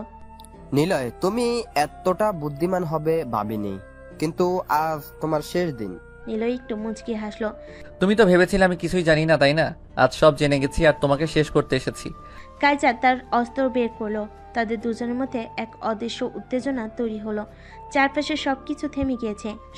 সবাই কাইজার আর নিলয়ের চূড়ান্ত লড়াইয়ের দিকে তাকিয়ে। এ লড়াই হেরে গেলে কেউ আর ফিরবে না। কাইজার আক্রমণ করতে এলো, আর নিলয় তার বুদ্ধি ও শক্তি দিয়ে মোকাবেলা করলো। একসময় কাইজার তার মারে অক্ষম হয়ে মাটিতে পড়ে গেল। নিলয় তখন তার পাশে গিয়ে দাঁড়ালো, এক হাতে তার অস্ত্র কেড়ে নিল আর বলল, তোমার খেলা এখানেই শেষ, তুমি আর কখনো কাউকে আঘাত করতে পারবে না। কাইজার ব্যথায় কাতর হয়ে বলল, তুমি জিতছ নিলয়, কিন্তু মনে রেখো এই খেলায় পুরোপুরি কেউ জেতে না। নিলয় কোনো উত্তর দিল না। সে কাইজারের অস্ত্রটা মাটিতে ছুঁড়ে ফেলে দিল। কাইজারকে পুলিশের হাতে তুলে দিয়ে সবকিছু যেন একটু একটু করে শান্ত হতে শুরু করলো। ইভা নিলয়ের দিকে এগিয়ে এলো, তার চোখে অদ্ভুত এক প্রশান্তি। সে নিলয়ের কাছে সে দাঁড়িয়ে পড়ল। তুমি আমাকে এত বড় বিপদ থেকে বাঁচালে নিলয়, আমি জানতাম না তুমি এতটা শক্তিশালী। নিলয় একটু হাসলো, তার চোখে তখনও একটুখানি উচ্ছ্বাস। তুমি তো সবসময় আমাকে দুর্বল ভাবতে, তাই না? ইভা হেসে বলল, হ্যাঁ ভাবতাম, কিন্তু এখন জানি তুমি সবসময় আমার সুরক্ষার জন্য লড়বে। নিলয় তার দিকে তাকিয়ে গভীরভাবে বলল, তোমার জন্য আমি সবসময় লড়তে প্রস্তুত। ইভা একটু হাসলো, তারপর নিলয়ের দিকে ঝুঁকে তার বুকে মাথা রাখলো। চারপাশে সবকিছু যেন থেমে গেছে। ইভা মৃদু স্বরে বলল, তাহলে আমি তোমার পাশে সারা জীবন থাকবো। সেই মুহূর্তে সবকিছু যেন এক আশ্চর্য শান্তিতে মিশে গেল। সমস্ত সংঘর্ষের শেষে তাদের ভালোবাসার জয় হয়েছে। নিলয় এই মারামারিতে হালকা আহত হলো। তারপর তারা হসপিটালে চলে গেল। নিলয় আর ইভা ধীরে ধীরে হাসপাতাল থেকে বেরিয়ে রাস্তার পাশে দাঁড়িয়ে পড়ল। চারপাশে রাতের বাতাসে এক ধরনের শীতল প্রশান্তি ছড়িয়েছিল। নিলয় ইভার দিকে তাকিয়ে মৃদু হাসলো, তার মুখে তৃপ্তির ছাপ, যেন সমস্ত যুদ্ধে বিজয়ী হওয়ার আনন্দ ছড়িয়ে পড়েছে। ইভা তার পাশে এসে দাঁড়ালো, তার হাত আলতো করে নিলয়ের হাতে রাখলো। তাদের মাঝে যেন এক অদ্ভুত নীরবতা কাজ করছিল, কিন্তু সেই নীরবতায় যেন অনেক কথা বলে দিচ্ছিল। নিলয় ইভাকে দেখলো, তার চোখে তখন শুধুই ভালোবাসা আর যত্নের প্রতিফলন। ইভা তার হাত শক্ত করে ধরলো, যেন সে এই মুহূর্তটিকে কখনো যেতে দিতে চায় না। ইভা, এত কিছু ঘটলো, কিন্তু আমি চাই তুমি সব ভুলে যাও। আমরা নতুন করে শুরু করব। ইভা নিলয়ের দিকে তাকে একটুখানি মুচকি হাসলো। তার চোখে তখন কান্নার আভাস ছিল, কিন্তু সেই কান্নায় ছিল শান্তির প্রতিফলন। আমি জানি নিলয়, তোমার সঙ্গেই আমার সব কিছু নতুন করে শুরু হবে। তুমি আমার জীবনে যে জায়গা তৈরি করেছো সেটা আর কেউ পূরণ করতে পারবে না। নিলয় ইভাকে কাছে টেনে নিল। ইভা নিলয়ের বুকে মাথা রেখে চুপচাপ দাঁড়িয়ে রইল। তাদের মাঝে সব অস্থিরতা, সব ঝড় যেন থেমে গেছে। নিলয় ইভার কপালে আলতো করে চুমু খেলো, তারপর বলল, তুমি আমার জীবন ইভা, তোমার জন্য আমি সব কিছু করতে পারি। ইভা কিছু না বলে চোখ বন্ধ করে নিলয়ের বুকে মাথা গুজে রাখলো। তার মনে হচ্ছিল যেন এই মুহূর্তটাই চিরকালের জন্য স্থির হয়ে থাকুক। সে রাতের আকাশের নিচে নিলয় আর ইভা একে অপরের ভালোবাসায় মুগ্ধ হয়ে দাঁড়িয়েছিল। সমস্ত যুদ্ধ শেষে তাদের জীবনে শান্তি নেমে এসেছে। পৃথিবী থেমে গেছে, কিন্তু তাদের ভালোবাসার গল্প চিরকালীন হয়ে থাকবে।